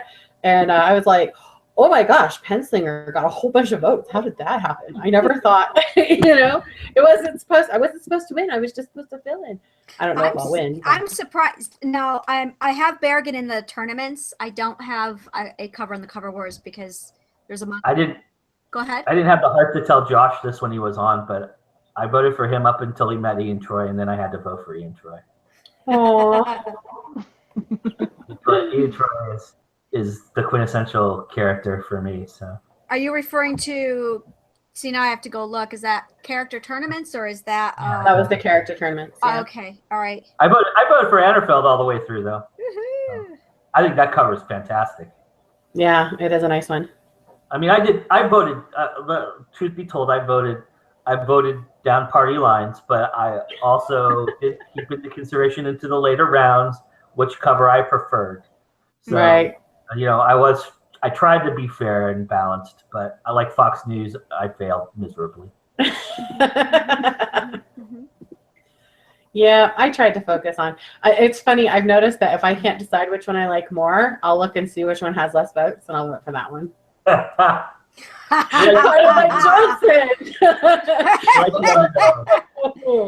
found all the ones I liked were the less votes anyway.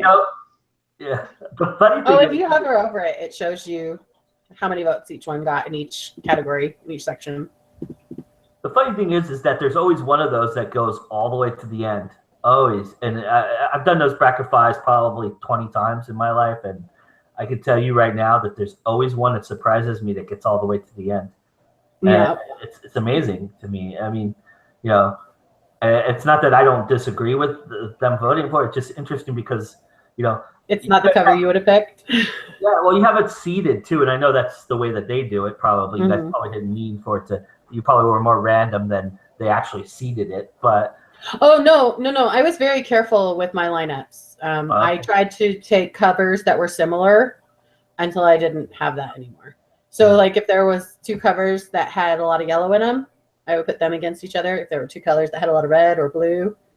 And I also did the same. That's why I wanted to break it into fantasy and the other genres. Because last year I kind of was watching it and I was like, it's really not fair because that's a really good cover for a thriller. I'm not going to name the book. It was a really good cover for a thriller, but it can't compete against a fantasy book. That's just, I mean, because the style is just so different. And the reality is that if you have that, even with the romance, the same thing is going to happen. Is you're not going to be able to compete because fantasy and science fiction, their covers are just so much more elaborate, and it's required for the genre. Well, not only their covers, but their fan base is so rabid. That too. For romance novels, they gotta compete against other romance novels. Otherwise, the romance novel is gonna win every time because their fan base is so crazy. Really amazing. And more power to them. I mean, that's great. You got built-in sales and stuff like that. But I just think, I talk to artists every day, so I know that it's interesting the fan bases and how they approach them. Yeah. What are you knitting, Angela? My sister has a baby on the way, so I am knitting a baby blanket. Nice. That's pretty. Thank you. This is like, I discovered this for stress reduction. Christmas, when did I learn? Just literally between Christmas and New Year's. And I am a knitting holic now. It's really bad. It's really bad. I think since then I have gone only 2 days without knitting. So.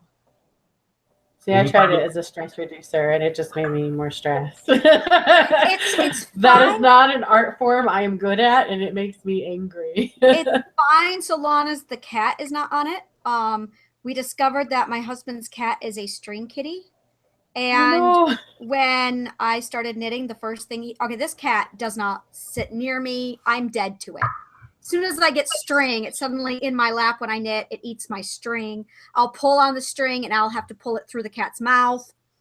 And then I get to knitting and then I get this blob of cat drill on the blanket. I'm like, dude. And the cat just sits there and needs it. I'm like, so aside from that, it's really relaxing for me. This is I'm getting really stressed. So I pull out my knitting. So, and it was nice. I was at Tai Chi the other day. This is yesterday. And he was explaining when you get stressed, you take the negative energy and you push it away. And I'm like, yeah, I'll just be doing that all the time. Then just negative energy, push it away. So, and I did it yesterday a couple times and it worked. I felt really, really good. Really, really. I love Tai Chi. I like it far more than yoga. Yoga stresses me out too, but Tai Chi makes me happy. To me, it's the other side of the coin.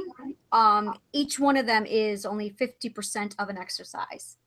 So I love to do them both, and I love to pair. I don't do Tai Chi for exercise. I do it so I don't kill people. So I guess it's an exercise in patience.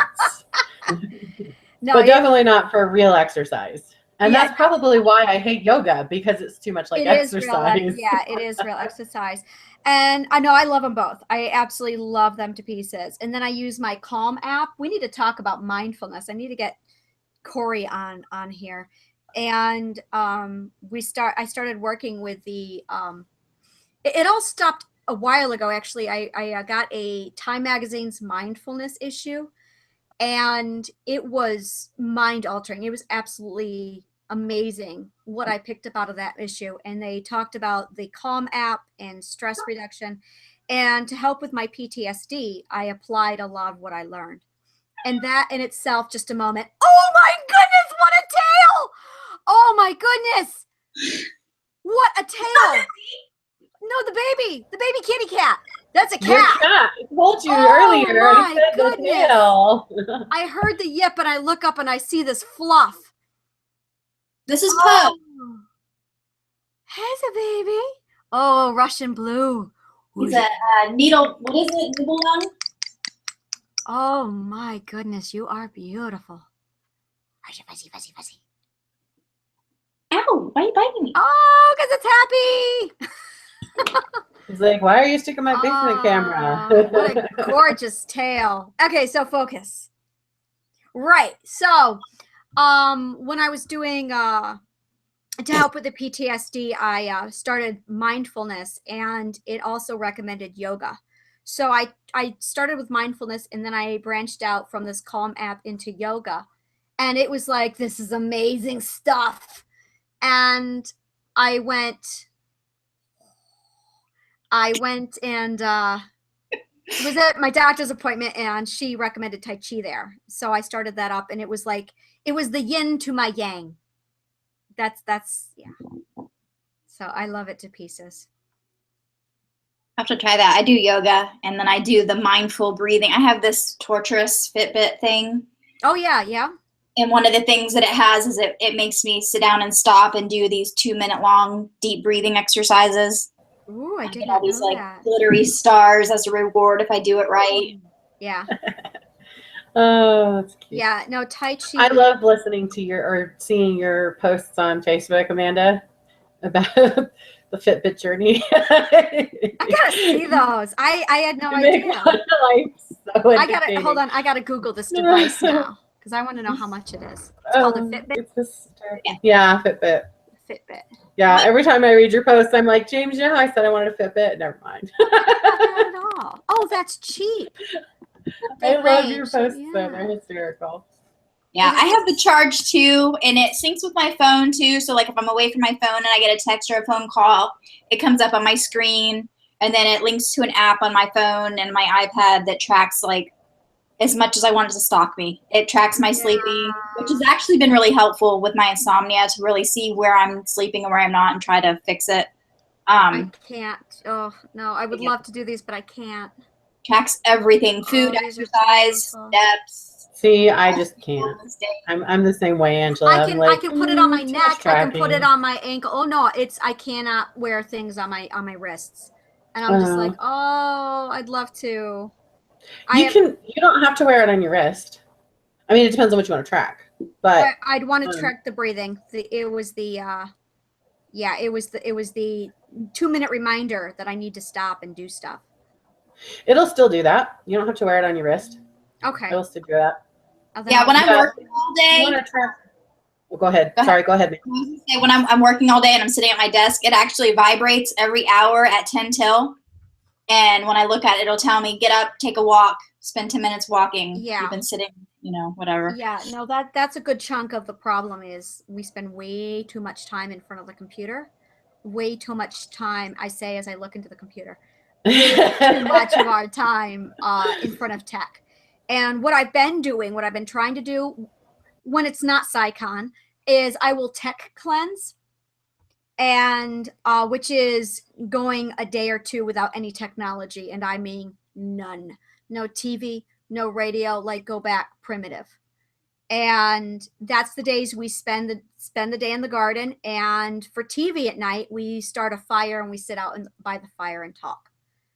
And it's really wonderful. There's a lot of That's really cool. Yeah, it's really, really healthy. My goal this summer is to train my wild birds to eat out of my palm. Aww. You can do that with chickadees, and I've always wanted to do it. So I'm like, I'm going to do it. I can't even get my pet bird to eat out of my palm. Oh, man. What kind of a bird do you have? I have a military macaw. Oh my goodness. I heard those a few months ago, and it scared the heebie-jeebies out of me. Oh yeah, when she screams, oh my gosh. She can be so loud, like the whole neighborhood probably hears her. Yeah. I had no idea. I was walking through the city streets, and they had 5 macaws all in cages on their patio. It was like a nice 70-degree day here, and you could not see them where they were. So I'm walking down the street, and suddenly you hear the screaming, and I was not okay. There were some people nearby, and they're like, there's birds, the birds right there. Okay. Yeah, macaws They're very loud. Yeah. And their scream is very unsettling. It's almost human-like, but not. Yeah, it's really creepy.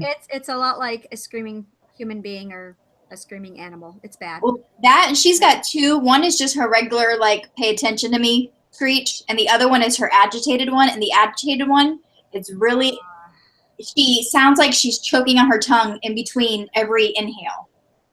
Wow. Yeah, the first time she did it, it scared the crap out of me. Yeah. Nope.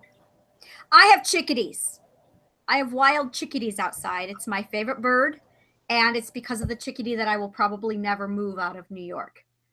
And this bird, it is so cute. And every morning I wake up to that sound. So it is my bird. And they say if you're patient enough, you can teach it to eat out of your palm. It takes a lot of work though, but yeah, they can be taught. And this kind of a bird, I love watching them. They will not sit there and eat like sparrows. They will grab a seed and then they will fly away. They will eat it and then they will come back, take a seed and fly away. So when I say they'll eat out of your hand, that's what I mean. They'll just take the seed. They're out. super skittish, yeah. They are. Yeah, they are. On a slightly unrelated note, I went out to the front door earlier, and the bird, we have another perch for her that's out on the front porch. Mm-hmm. And the perch has food dishes on either side of it. And I went to the door, and there was actually a squirrel sitting up on her perch, eating the bird seed out of the food dish.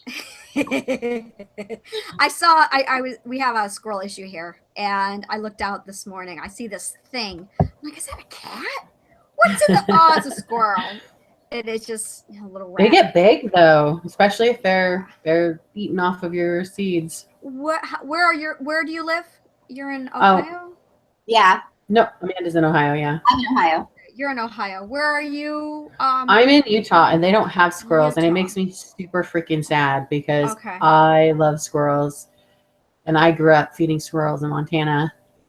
And in South Carolina, everybody hated them because, especially like in the spring, they would go crazy and like dive in front of cars and try to get killed. I would swerve around them because I refuse to kill them because I love squirrels, and they're like, you break for squirrels, huh? I break for squirrels. No, I swerve for squirrels. I break for butterflies. I break for trees. I need the alliteration. I break for leaves. You know what birds I have been able to get to eat out of my hands though? Which one? Are the ducks and the geese at the park. Oh, actually, that's not hard. I have some that I'll hold the cracker between my teeth, and they'll come right up and sit in my lap and take the crackers right out of my mouth. Oh, careful you don't get your nose bit off doing that. But are these Canadian geese? The geese are, yes, and then the ducks are. We have the white ducks, and then the, what are they called, with the pretty emerald neck? Yeah, the mallards. Say mallards. Yes. Yeah, mallards. Yeah, I've got nicknames for all of them because a lot of them have telltale marks that I can remember them by. We have one, he's a white one, and he's got a busted bill, and his name's Bill Bob. So I have a bird story. We have a deck upstairs that's encased, and the birds will go through the eaves and get caught. So probably 4 times, 5 times every summer, we have to go upstairs and get rid of these birds. We have to open it up, but then they don't go through it. And sometimes we have to pick up these birds. So last year, we had a sparrow in there, and the poor thing was stuck. We could not get to the sparrow. It finally settled down, and I walked up to it, and I just took my finger and I like pet its back. And I then was able to pick up the sparrow and put it outside. But I'll tell you, being able to pet that bird like that, I'm like, got to pet a bird. You feel like Snow White. That was a Snow White moment. Yeah, it was. It was my Snow White moment. I'm like, oh, I got to pet a bird. Oh, you want to hear something exciting? Yes. So please. The lady that owns my favorite coffee shop downtown, it's called Triple Moon Coffee. My friend Heather owns it. She's a fabulous woman. But I just found out today that she acquired another building downtown, and she is going to be opening a metaphysical shop here in a few weeks, which I'm so excited because I have to order all my supplies online right now because there's nothing close by, because I do, crystals and oils and herbs and all that. I'm a witch, whatever. That's all right. So finally we have a location, but she let me know today because I make wands, and she's seen some of my wands. So she let me know today that she would be having a space on a shelf for me to bring in my wands to sell in her magic shop. And I am so excited. Have wands there to flaunt. Let me run your downstairs. wands. Yep. Let me run downstairs. Go get them. Okay. Yep. Go get your wands. We're like book lovers and fantasy lovers here. We want to see the wands. Do we have any dialogue going out there, Joe? No, it's pretty quiet. We're I think you and I are the two viewers. Woohoo! Heidi, yeah. I'm viewing it too. I have it playing on a second tab. I just have to keep jumping over to see what people are commenting about. Okay. Yeah, I think people are eating or whatever. You know. That's what I was just doing, which is why I had to cover. Sorry. What does your sister do, Angela? She is a stay-at-home mom. No. When is she due? Oh, when is she due? I really don't know. Nothing like a time limit to get that done, huh? I think she's 7 months along, maybe 6 months. Okay. Wow. You'll have it done before then? Oh yeah, I'll have it done tonight or tomorrow. No, I'm ready to wrap it up, and the only reason why I haven't wrapped it up yet is because my husband says that it's not even. So, because this is the one end, and this is the other end, and he's like, one end is wider than the other end, and he goes, if you stop now, it will look like you stopped in the middle of this project. So, I have about 2 more inches left, and then it's done. So here's one. The rest of them are packed up right now, but I have this one. Oh, wow. Like, these are real wands. And I make all my wands from willow because that's my tree that I have an affinity with. So all my wands are willow. Oh, that's really cool. That is really awesome. We need to do like a hidden talents of authors. And I should have took you downstairs with me. I'm going to take you down with me to go put this back because I want to show you my coveted Alice and Dorothy and Fairy Tale bookshelf. Ooh. Try not to get dizzy. I should probably try not to fall down the stairs again. I mean, fall down the stairs.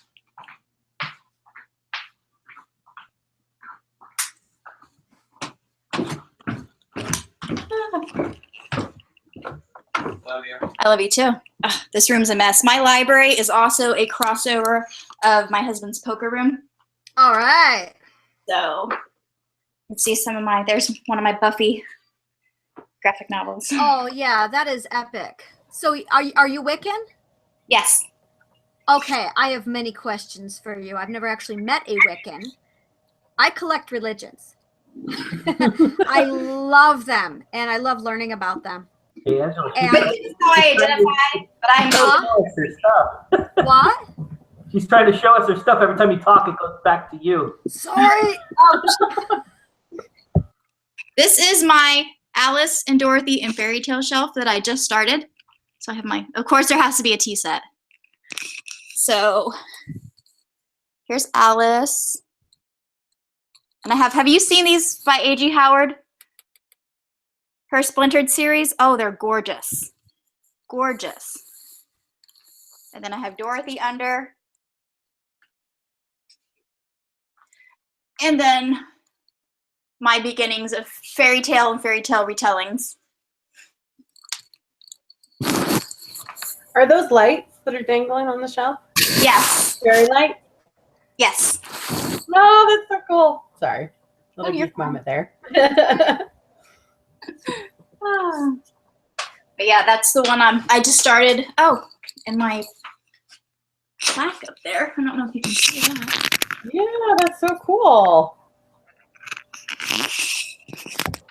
Now I gotta kind of not show you the mess. That woman had huge feet. She wore size 9s. Mm.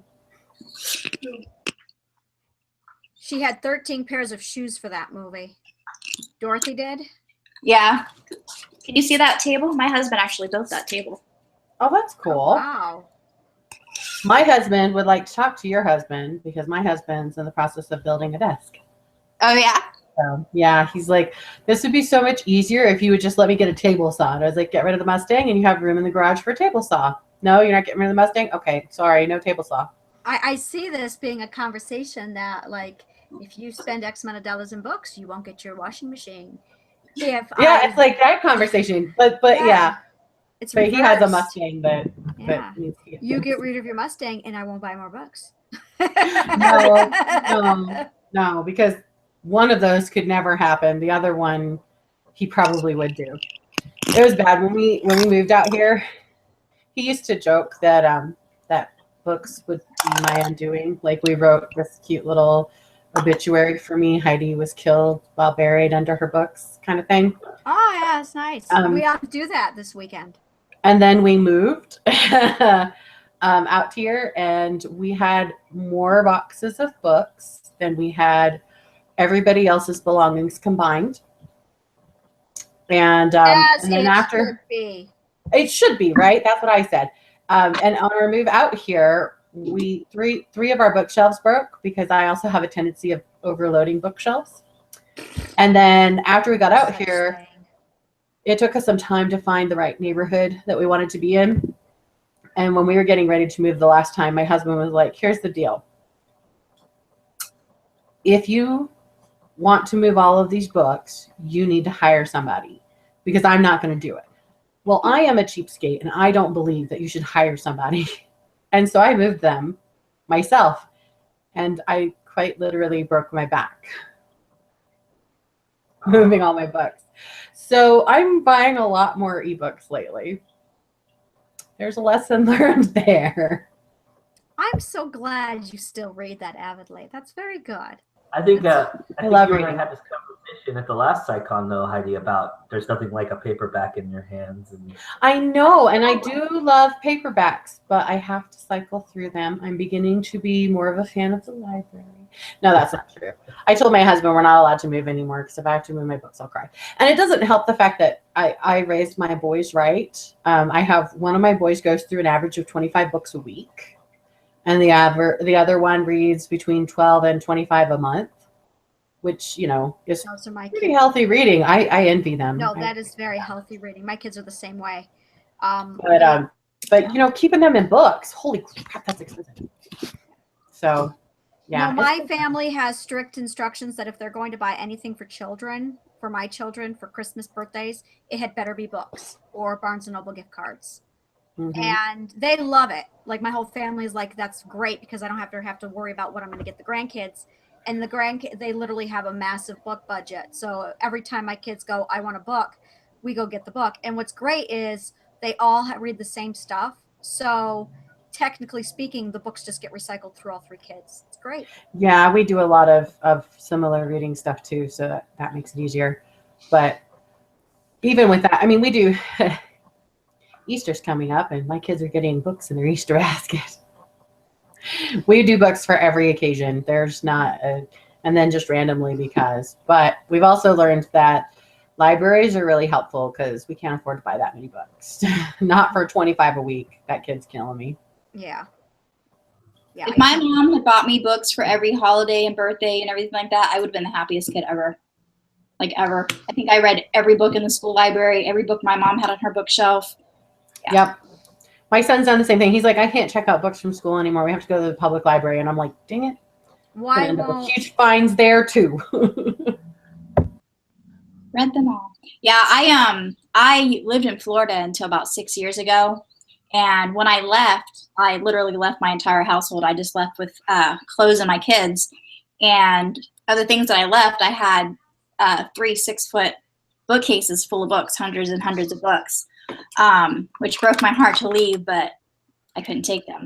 But a friend of mine went by the house after I left and boxed them all up and put them in storage. Well, unfortunately, it was a few years before I got back to them. And when I went down and I pulled out the boxes and I opened them up, there were tears.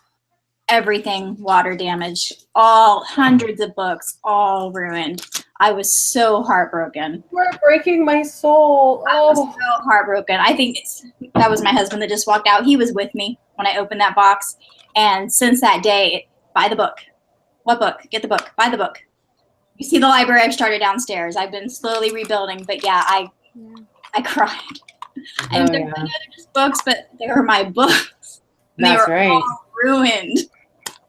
And you know, when you have your own library, I found that you're more inclined to reread books. Oh, and I love rereading books because you get different things out of them, especially if they're well written. You get different things out of them depending on where you are in life and depending on what you need to get out of them. And I love that. And I am a hold the book reader. I can't read ebooks. Like, I will buy them. I've got tons of them. The only thing I read on my tablet is when I listen to audiobooks. I do not read ebooks. That's why, you know, when people are doing giveaways, whatever, I'm like, I'm good. Send me a link so I can buy your paperback. I don't even want to waste either one of our time because I know I'm not going to read your ebook. I can't do it. I can't get into it. I need to touch the pages. I need to smell the book. I need to drop it on my face a couple times. It's the whole experience. I think there's a visual aspect to it that is different because on a Kindle I've got 120 books, I think, something like that I haven't read, and there's still more on there, but I have to scroll to get through them, and they just pile up really fast there. But if I have a pile of books in front of me, I feel guilty that this pile is sitting there, and it kind of guilty in the, you know, I should pick that up and read that and get that out of the way. Yeah, I'm right there with you on that, Joe. There's a key to fixing that, Joe. Don't unbox it. All right. We're not going to show you the stack of books that I have still in boxes because I know that if I open it, I'm going to have to read it. And other books that have been waiting longer will get put aside. That's why I brought these upstairs, because most of my books are downstairs, but I added this ridiculously tall shelf to the top of my desk. Don't ask me why. But all of those books on there are all books by, like, you guys. So all of my friends' books I brought upstairs to make sure that I read them because, you know, I love your coffee corner. I love the coffee corner that you've got there. I proposed and I see a grounder, and I asked my husband if I could have that, and his response was, "No, you'll never come out of the bedroom." but I actually love. Oh, go ahead, Angela. Sorry. No, but I got the space.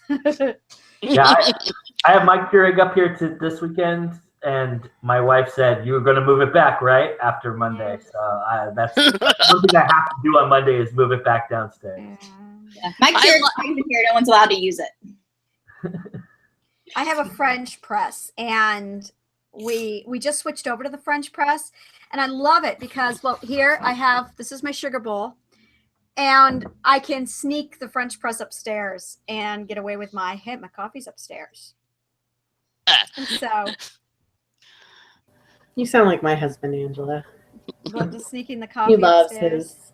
Yeah, he loves his, and he'll take it when we go camping. Yeah. So he can go discreetly make his coffee and not have to share. Oh, that's me. Yeah, no, I do. When we bad. go camping, we do the campfire coffee. Nothing in the world is better than campfire coffee. So, My husband's a coffee snob, and he's like, it tastes too much like the wood smoke. And I'm like, that's what makes it good, dude. yeah, I'm sorry. Having that nice taste of campfire in it is just perfect. There was one day we had a power outage here. Probably lasted a good 14 hours. I woke up and there was no power. And I don't have fresh grounds. I have whole beans. So I'm like, all right, well, this is my coffee ceremony. I have to do the coffee ceremony. All right, I got this. So I got out the mortar and pestle. We have 3. And I started grinding up coffee beans. Like, I'm sitting there working with this mortar and pestle. I start building a fire in my little fire pit outside. I get my coffee going. I'm sitting there with my first cup of campfire coffee. And then I call the electric company. So I'm sitting here with my campfire coffee. You mind telling me when we're getting power back? You know, I'm fine going without my coffee and going this way with it, but I've got an ice box here that needs a power. So there's the silence. Well, what I was gonna say is I like the feel of books. I know we're going backwards, but I like the feel of books. But I've had cataract surgery, so one of the things I've lost really, I have to have my glasses on for my computer. But one of the things I've lost is the ability to really focus in on books and really, have that experience. So I'm a reluctant ebook conversion, just because with the ebook I can set it to a certain type, and Joe saw this last year when I tried to read my chapter on my book for the Hangout. I actually had to switch to the ebook to finish because I was having too much trouble trying to focus on the books. Yeah. So yeah, I wish they would bring experience to the ebook, just because I do miss it. Yeah, part of the problem is that being able to create, and I know, like for me, I love paperbacks. I prefer paperbacks all the way.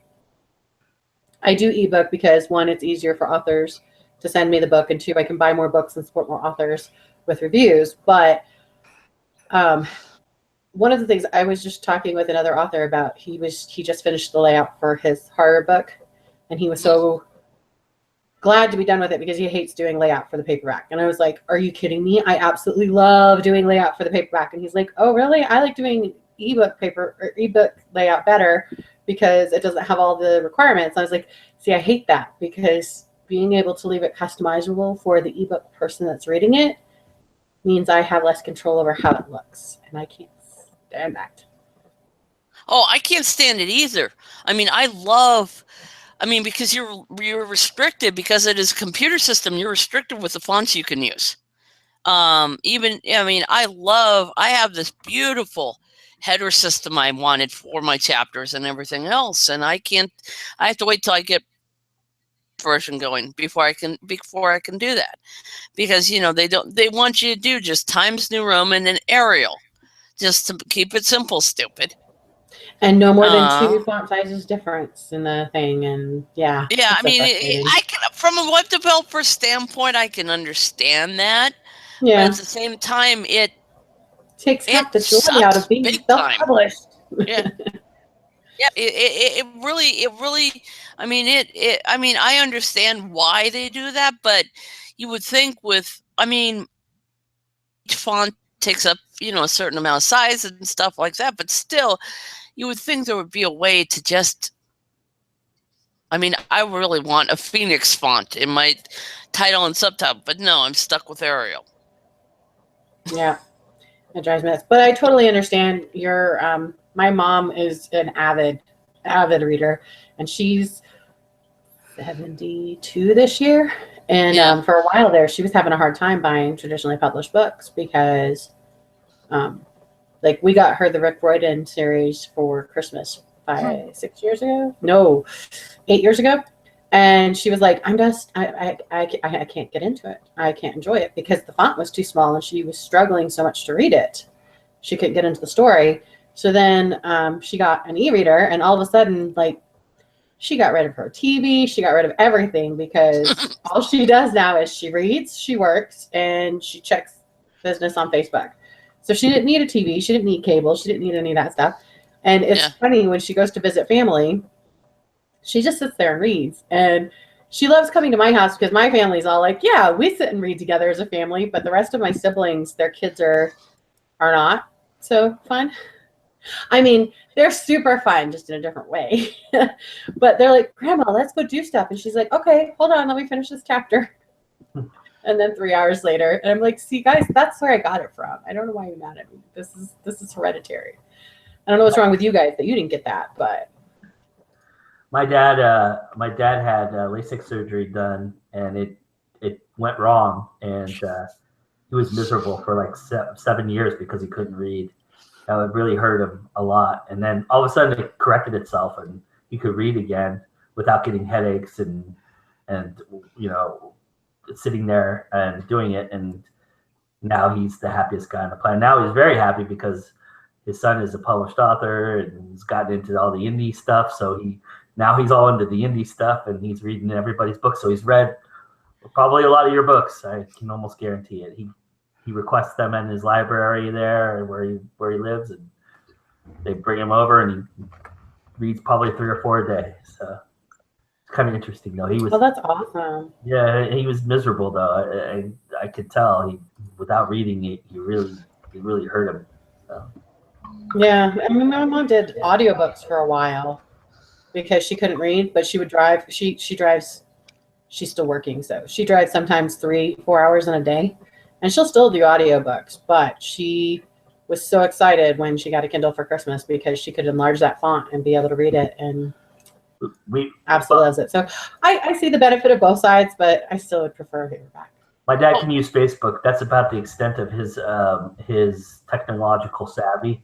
Beyond that, we got him a coffee maker, like one of those old school coffee makers where it's really easy. All you have to do is put the coffee in the thing and then push it in and then hit the start button and it goes. He couldn't figure that out. So we got him a Roku player. He never used it. I mean, it was like getting him to try technology is like trying to drag a horse to drink water, and it doesn't want to drink the water. So it was very trying.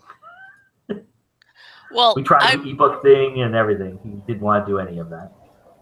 I went from seeing blobs from seeing blobs when I had no contacts, no glasses on. I went from seeing blobs to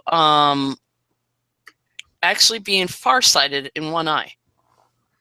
Surgery. In fact, the doctor, after they did the cataract surgery on my right eye, the doctor said, "Oh, how you feeling?" And I looked up, and I was so used to seeing blobs without my contacts, and then I realized he had nose and eyeballs, and he had these really white little thin eyebrows. And I went to him and I went, "I see eyebrows," and the whole team just cheered. Because I had gone from blobs to seeing non-distinguishable eyebrows in like 2 hours. So yeah, so the fact that I can't read books anymore, paperback books, unless I really try and really struggle with it, it's a sacrifice I can live with. Just because I can do so much more. I mean, it's nice being able to wake up in the morning and not have to reach for a pair of glasses. You guys talking about your parents reading makes me think of growing up with my mom. My mom was an avid reader. And my mom was one of those scary readers, the ones that you do not disturb them when they have a book in their hand unless you have a broken bone or you have blood. That my mom was that reader. But I mean, the benefit is that she passed it on to me. She taught me to read before I started kindergarten. I think I kind of annoyed the kindergarten teachers because I was the reader and the know-it-all, not on purpose. But yeah, I picked up my mom's reading skills. I read my first grown-up book when I was 12. I read Stephen King's The Stand, the second one that he published, the unabridged version. So that was my first adult book at 12. But yeah, I just looking back, that cracks me up thinking about how if we needed something, we would be so scared because mom's got a book in front of her face and you don't bother mom when she's reading. Yeah, my kids have that rule too. That's they tried the whole, every kid goes through it, but they're like, mom's distracted. Now's a good time to ask her for something we want because she'll just say yes. And I would just not respond. And then they'd be like, mom. And I put it down. I'm like, what? They're like, just kidding, Mom. And I was like, maybe I should read a little less. They tried passing you notes. We tried that with my mom too. It didn't work. I have a cat. Oh, yeah, no. You got it open. That's how you know you're loved. Coming in? He just nope, I just wanted it open. Now, if he's inside, he'll knock from the inside. If he's outside, he'll knock from the outside. He just doesn't want the door closed. Yeah. I had a dog like that. Yeah. You were talking about, Mandy, you mentioned that you had some teachers discourage that you were a reader and knew stuff about, Yeah, it was, I remember teachers like trying to teach, how to read, and I would just like jump in and read it because I knew how to read it. And looking back, I think I was probably really annoying. Hermione. Yeah. I was kindergarten. They're learning how to read like flashcards. I've already read all the Dr. Seuss books. What was your school's like? Everybody, what was your school experience? Did you have fun in school? Did you pick up a lot of stuff? Were you somebody who was ahead of the curve?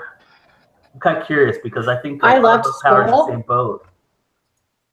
I didn't like students in school.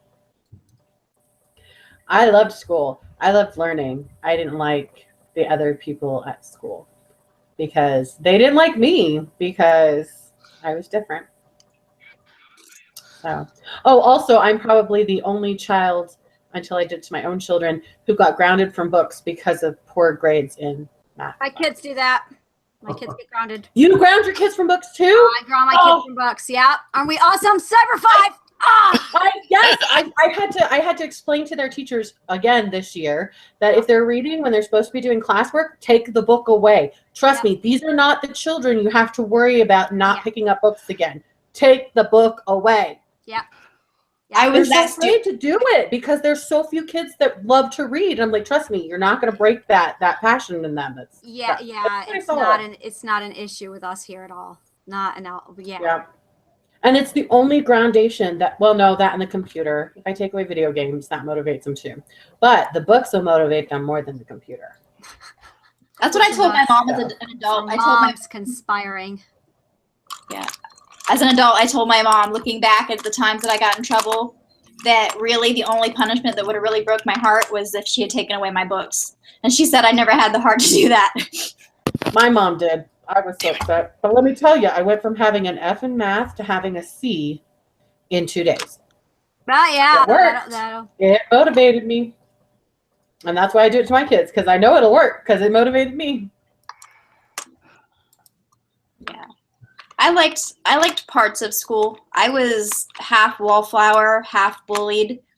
But I liked everything in the arts. I was in chorus, I was in drama club, I took photography, and I loved those things. But then I also turned boy crazy, and looking back, I regret that I didn't stay focused on those things that I really enjoyed instead of worrying about being social and chasing boys and everything. I was in the Young Author Society and things like that. I wish I'd stuck with that stuff. So yeah, I really loved that part of school. I hated math. Always hated math. That was the worst. But yeah, if I could have had I hate math, but I use it, so they were right. I needed it. Yeah, nowadays they have a lot of these schools are computer. The classes are computer based. I think that if I had schooling that was computer based for the academic and then had arts programs, I think I would have been in heaven. I think that would have been perfect for me, but I'm not a people person. I'm not a group person. I would sit in the farthest part of the cafeteria by myself with my book, Yeah. Or with a group of readers. Once I got into high school, I found my little clique of readers, but we wouldn't talk until we all finished a book, and then we talked. And then it was just to decide which book we were reading next. Yeah. It made perfect sense to us, though. Every time I reconnect with somebody now from my school days, that's the first thing they'll say is, "Oh yeah, you were the one that was always walking around with a book." Yeah, that was me. Amanda with the books. Oh.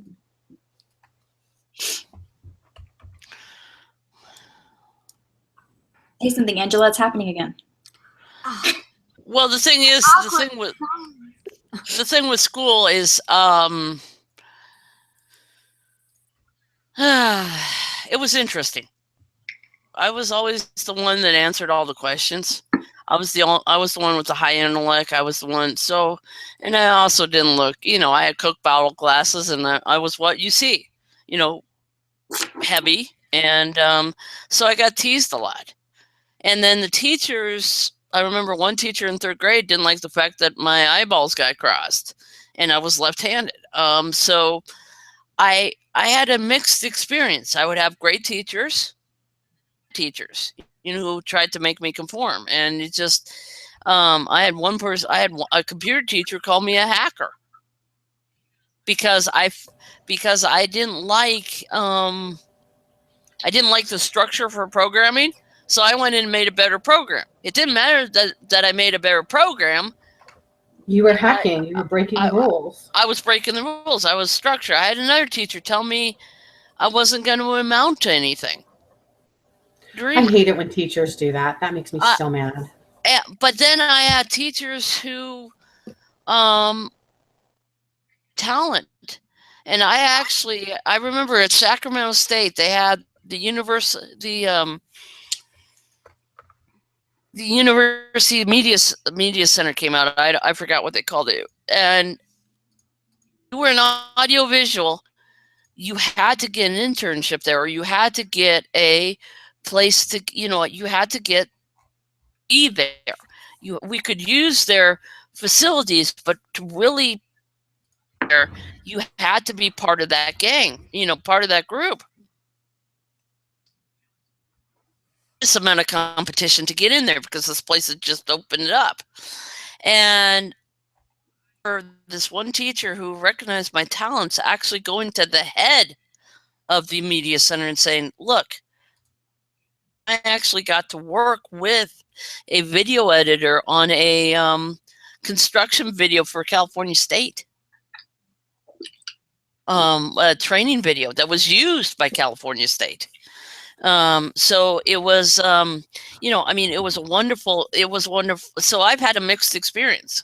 I've had the good and I've had the bad and I've had the ugly. I wish for everybody that they, that teachers recognized talents and nurtured their talents instead of putting people's in boxes. And then, of course, I did foreign school too, which was interesting. That's a whole nother story. Talk about English versus American English. Oh boy. So yeah, that's my school experience.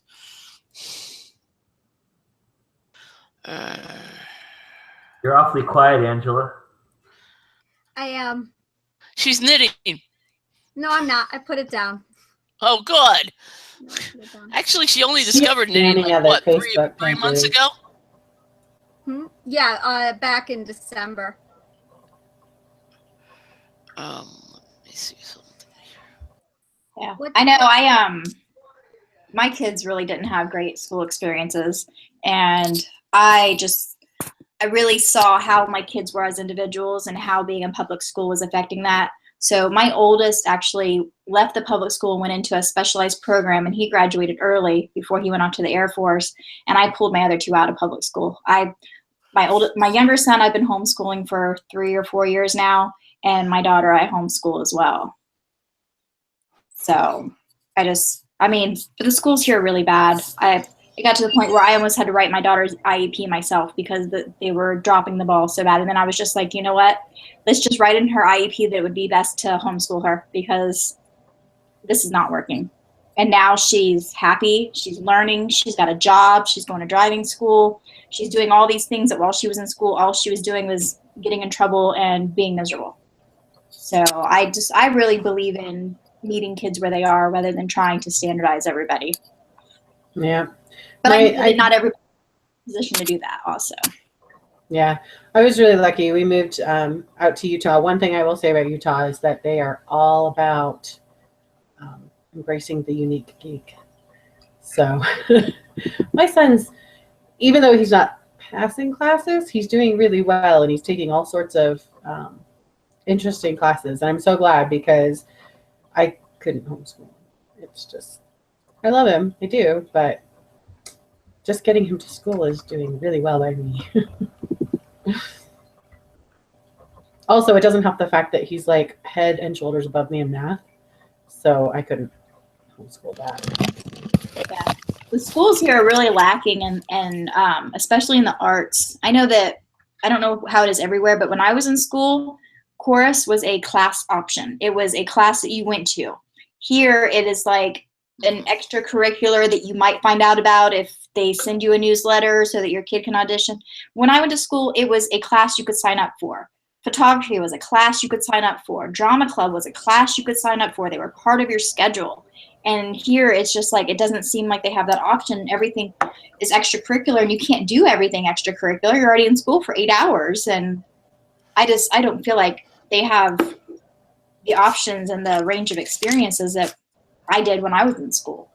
And I suspect that part of that, yeah, it's crazy. I was going to say, I suspect part of that is, so every school is suffering financially. We all know that. But I know in South Carolina, there's only a handful of arts classes that are taught, and they're usually taught by teachers that also teach something else, one of the core classes. And that's how they're able to manage the budget for that. But they still make that effort. I know in Kentucky, it's a lot like what you're going through. There's not really anything for the arts except for a few exceptional schools, usually in a much more expensive area. Here in Utah, what they do is you have your core classes that you have to take, and then the extra classes cost extra money. And how much extra it costs is dependent on the class. So like foreign language costs my kids $10 extra on top of their regular school fee every year, which is fine. You know, $10 for a year, that's not bad. But then like last year, my son went super crazy he was just exploring all these different things, and we were cool with that.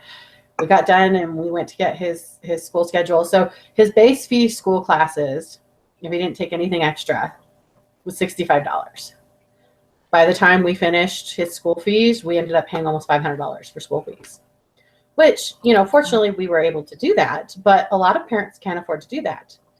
And it's the way that they compensate for having all of the versatility of classes that they have. But the stuff that they have, I mean, it blows my mind. Like this year, he's taking robotics, CAD, and it's not wood shop. They call it something else. Furniture making. He's making a cabinet right now, and he's so super excited. And that's awesome, and that's cool. And then, you know, on the flip side, they have photography, and they have art class, and they have they have an art class that's specifically around modeling clay. He took robotics, he took CAD, I mean, there's just all these different classes, but with each of them, there's different expectations. Right now, he's doing a programming class, and he's designing an app, and he's super excited. And I love that, because at the end of the day, when he graduates, he's not going to be able to go to college because he's not passing, but he's learning all of this information that is helping him decide where he wants to go in life, which is good because I don't have a lot of the same interests he has, so I can't help him explore those. Well, the other thing. Oh, sorry. The other thing is doesn't give the world experience. I was blessed with the fact that I got to travel the world. I got to live in Cyprus. I got to live in Saudi Arabia. And I remember coming back from that experience and walking into a B. Dalton's and being amazed at the choice of books. I mean, really, I'm a third culture kid, and I think every kid needs to be a third culture kid. They need to experience a culture outside of the one that they're growing up in. We're going to have half the problems if people, you know, could understand each other. The way you understand each other is you experience other people's cultures. You don't sit there for 8 hours a day and being programmed like a computer. I mean, that's why, you know, I mean, yeah, it's easy to cut the arts. It's easy to cut music. It's easy to cut the quote unquote expendables, but they're not expendables. They don't, without music, without art, without all the, you know, the creative stuff, you're left with bare bones education that doesn't teach, you know, perception, doesn't teach rhythm, it doesn't teach all the things, you know, the well-roundedness that people need. Yeah, that's it doesn't teach that the world's black and white. Whereas with English and math and even with history, they teach you that the world is black and white. And that's, I mean, you can go back and look at our political environment and go, hey, is it really good for us to teach everybody that the world is black and white? No, it's a million shades of gray. I wonder if schools treated class like acting classes, where you have to audit a class, where you get to audit a class for the first, you know, day or two, how different your schooling experience might have been. You know, if you get to pick what you like and enjoy, and you get pitched, you know, if the teachers have to actually work and pitch you on staying in their class, I wonder how different school might have been. I have to go, but before I leave, I just wanted to say what I've done with my kids. They've each got their own artistic interests. You know, my daughter likes to write, my older son draws, my middle son likes music, and I've always told them, you know, you want to learn in school. You know, you learn something that's going to give you a career. You know, something that's going to pay the bills. But always remember, you know, a job will pay the bills, money will pay the bills, but art is what's going to feed your soul. So you always want to keep art as an important part of your life. Drop the mic, Amanda. Man, girl. That's how you make an exit. Yep. I will join you guys back here in about 30, 45 minutes. If there's a new link, just put it in Messenger so I can grab it. Yeah, no problem. I'll do that. Bye. Bye. See ya. Wow, I gotta remember that. I gotta drop the mic proper this time, not just peter out everywhere. Where Angela's about ready to like smack me, reach through the computer to smack me because I'm falling asleep on her. Yeah. I'm gonna drop the mic this year. I promise. All right. There you go. I thought you did a great mic drop last year, literally. No, I'm just kidding. No, it was fun. It was fun. Last year was a hoot. That last day was hysterical. We did the zombie panel. I go back and watch that, and I go, "Who the fuck is this guy?" I don't even know this guy. This is what the brain looks like on No Sleep for 3 days. We don't need to do drug ads. We need to do sleep ads, and you were a perfect candidate for that last year. There was twice in a conversation I was having, once with Karina and I think once with Jen, where they said something to me and I didn't respond, and they go, Joe, and I literally like woke up and responded, and I was like, wow, I can't believe that happened to me. Anyway. Yeah, going without sleep is not good, especially as you get older. I remember when I was a kid, I used to be able to stay up and read until midnight and get up for school, and it was no big deal. And now my kids are like, oh, Mom, it's fine for us to stay up reading until midnight and get up. It'll be fine. And I'm like, you might be able to do it, but I can't. So get your butt in bed. I need to go to bed. Yeah, I remember in high school. And then I sit up and get in trouble. I remember in high school, a group of us always stayed up. We watched 2 or 3 movies on Saturday night. Stayed up to wait for, because in California, midnight was Headbangers Ball, and we would wait for Headbangers Ball, and we would watch all 3 hours of Headbangers Ball. So we'd be up till 3 in the morning, and then we'd be so adrenaline pumped because it's metal. So we're all just like, yeah. So we go outside and I don't know, probably drink a beer or something. I don't know. The parents, yes, we did drink when we were underage. Sorry, but then we go outside and then we talk about it. Oh man, that video was cool, or that we'd start quoting the movies we just watched, and we go back and watch 2 more hours or 2 more movies. So it'd be like the sun would come up behind us through the curtain every time that we'd be watching movies, and I never felt tired. Like I would literally, we would all crash, and then we'd wake up like 3 hours later ready to go, again. And I don't know if I miss those days, to be quite honest. I kind of like having a routine now, but there's times I do. I really, because I can remember those vividly, and it's so much fun. It was really cool. So, Joe, have you read the studies that the Army has done on what happens with sleep deprivation? No. And how it affects your brain? No, I have not. It's really fascinating. You should do it. There's a reason that they provide a minimum of 4 hours of sleep for even in basic training, but they limit that amount of sleep because you can get great functionality as long as it's mindless tasks with 4 hours of sleep. But if you go below 4 hours of sleep, you start entering crazy rage. And if you do that consistently, it doesn't take long. Like 3 or 4 days, you start to go insane. It's really interesting. Yeah, well, I don't know if you knew, but I was a Marine. So I was in the Marine. Really? I didn't know that. Yeah. That's awesome. So the first time you go, they pick you up at like 9 in the morning, and because I remember we always saw the recruiting videos, and it was always at night, and we go, well, we're getting picked up at 9 in the morning, so we're going to be there before light. That's kind of weird. We've never seen anybody arrive at light time, right? So we're thinking they take us to this big depot where they have all the branches. They don't just have you. They have the Air Force, they have the Army, and it's just this way station basically. And you're watching the Army go off. You're watching the Air Force. The Air Force were the first to get on the bus at 10:30, and off they went. And then it's just us and the Army guys, and the Army guys are gone at about 3 o'clock, and the Navy guys are gone. And we're sitting there, and it's like 6 o'clock, and they go, okay, Marines, time to go. We get in the bus. The station is purposely 2.5 hours away from the base. So by the time you get there, it's dark, and you're falling asleep already in the bus. You know, you're anxious, but the people are just finally crashing after just sitting around all day. So, and they do this all on purpose. This is all done with the mindset of this happening.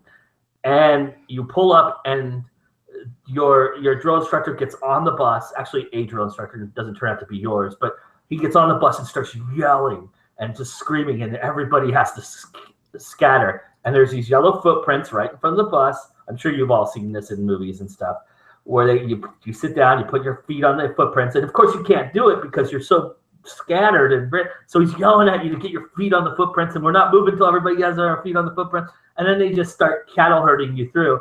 72 hours later, you finally get to see a bed. You're up for the first 3 days that you're there. You're not. They let you. If you fall asleep, they come and yell at you, and yeah, because they're breaking you down so that they can rebuild you into a Marine. That's what they're doing. Yep. Yep. The Army did the same thing to my husband, and he's like, no, I couldn't do it. It was too much.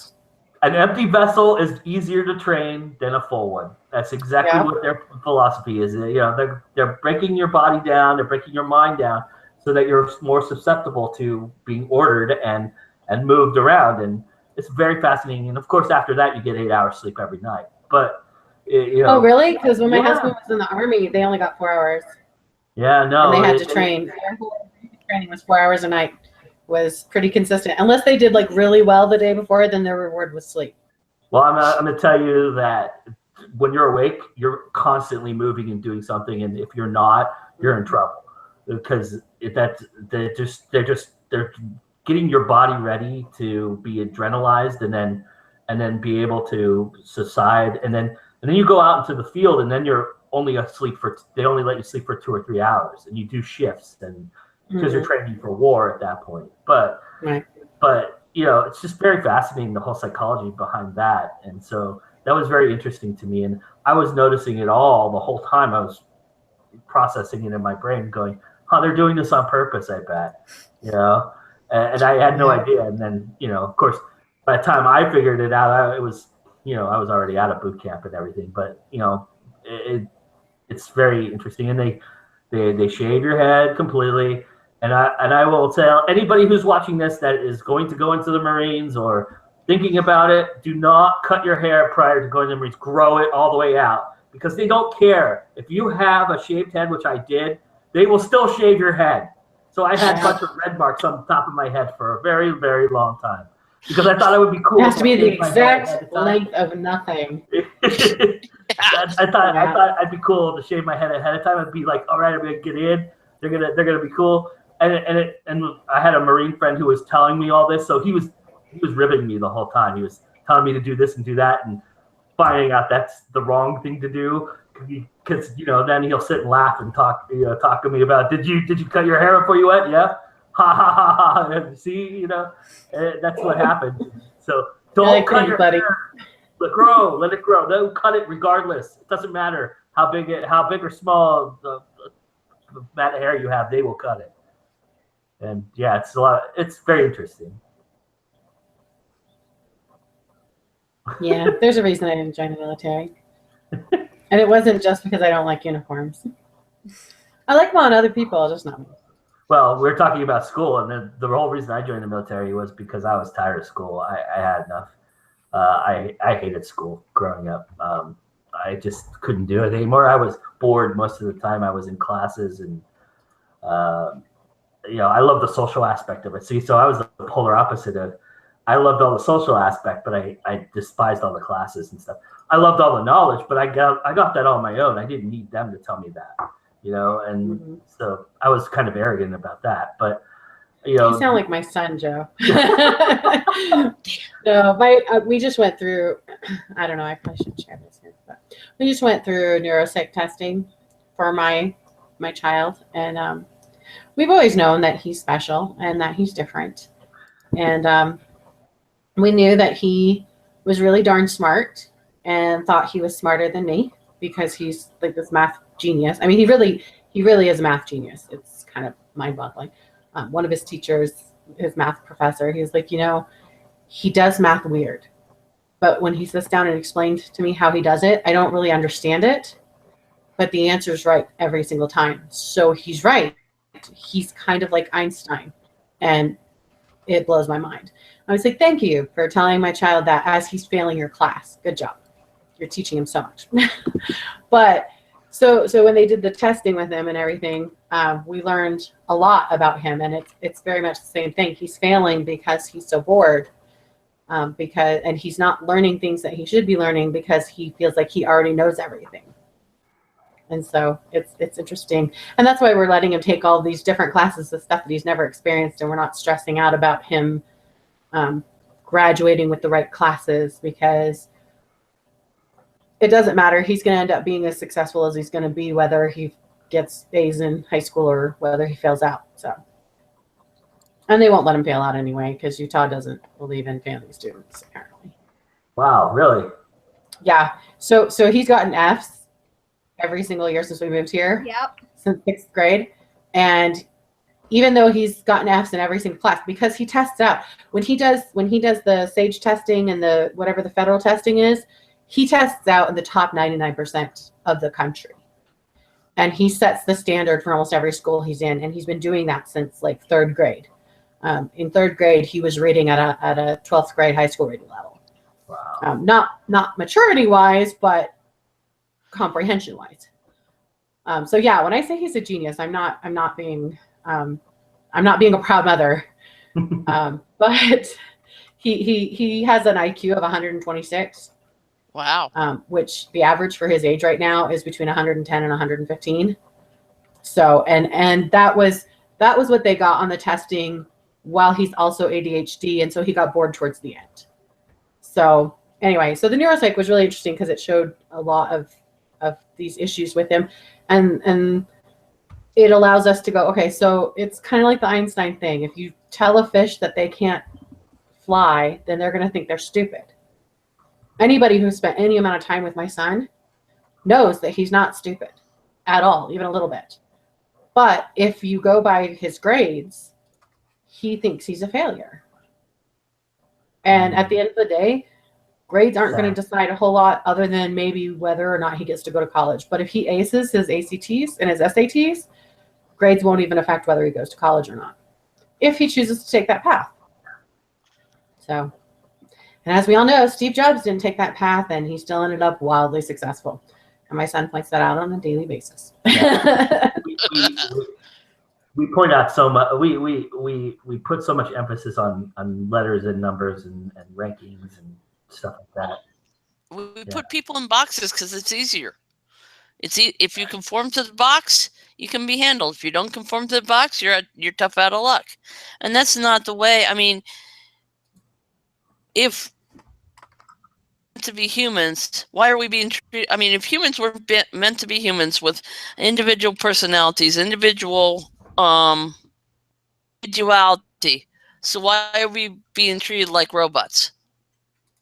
What the buzz is? Because robots work better in a factory setting. Don't you know this? Well, yeah, have you seen I that know really this, cool YouTube video by the guy that does the education trial of education in America, I think is what it's called. And he's doing a rap video, and he's actually putting the education system on trial, and he breaks down why we sit in neat little rows, why we sit in alphabetical order, why we have to do the assignments exactly this way. And it's all because they were training children to work in factories. And now, these kids are graduating from college, and they can't think for themselves. Right. And they get into the business world, and they're like, what am I supposed to do with this? I literally have to tell him everything he has to do. And if I don't tell him, he doesn't know how to think for himself to do it. That's not what a college education is supposed to be. And so they're getting into the business world and they can't do the work that needs to be done because nobody's ever taught them to think for themselves. They don't have the critical thinking class anymore. Yeah. I mean, but it's easier to control the robots. It's not easier to control an individual thinker. Exactly. Yeah. All right, ladies, we're gonna move here in a minute here. So if you. Oh yeah, it's 3:55, isn't it? Or no, 2:55. Yeah, 3:55. Depends on where you are. All right. All righty. See you in a few.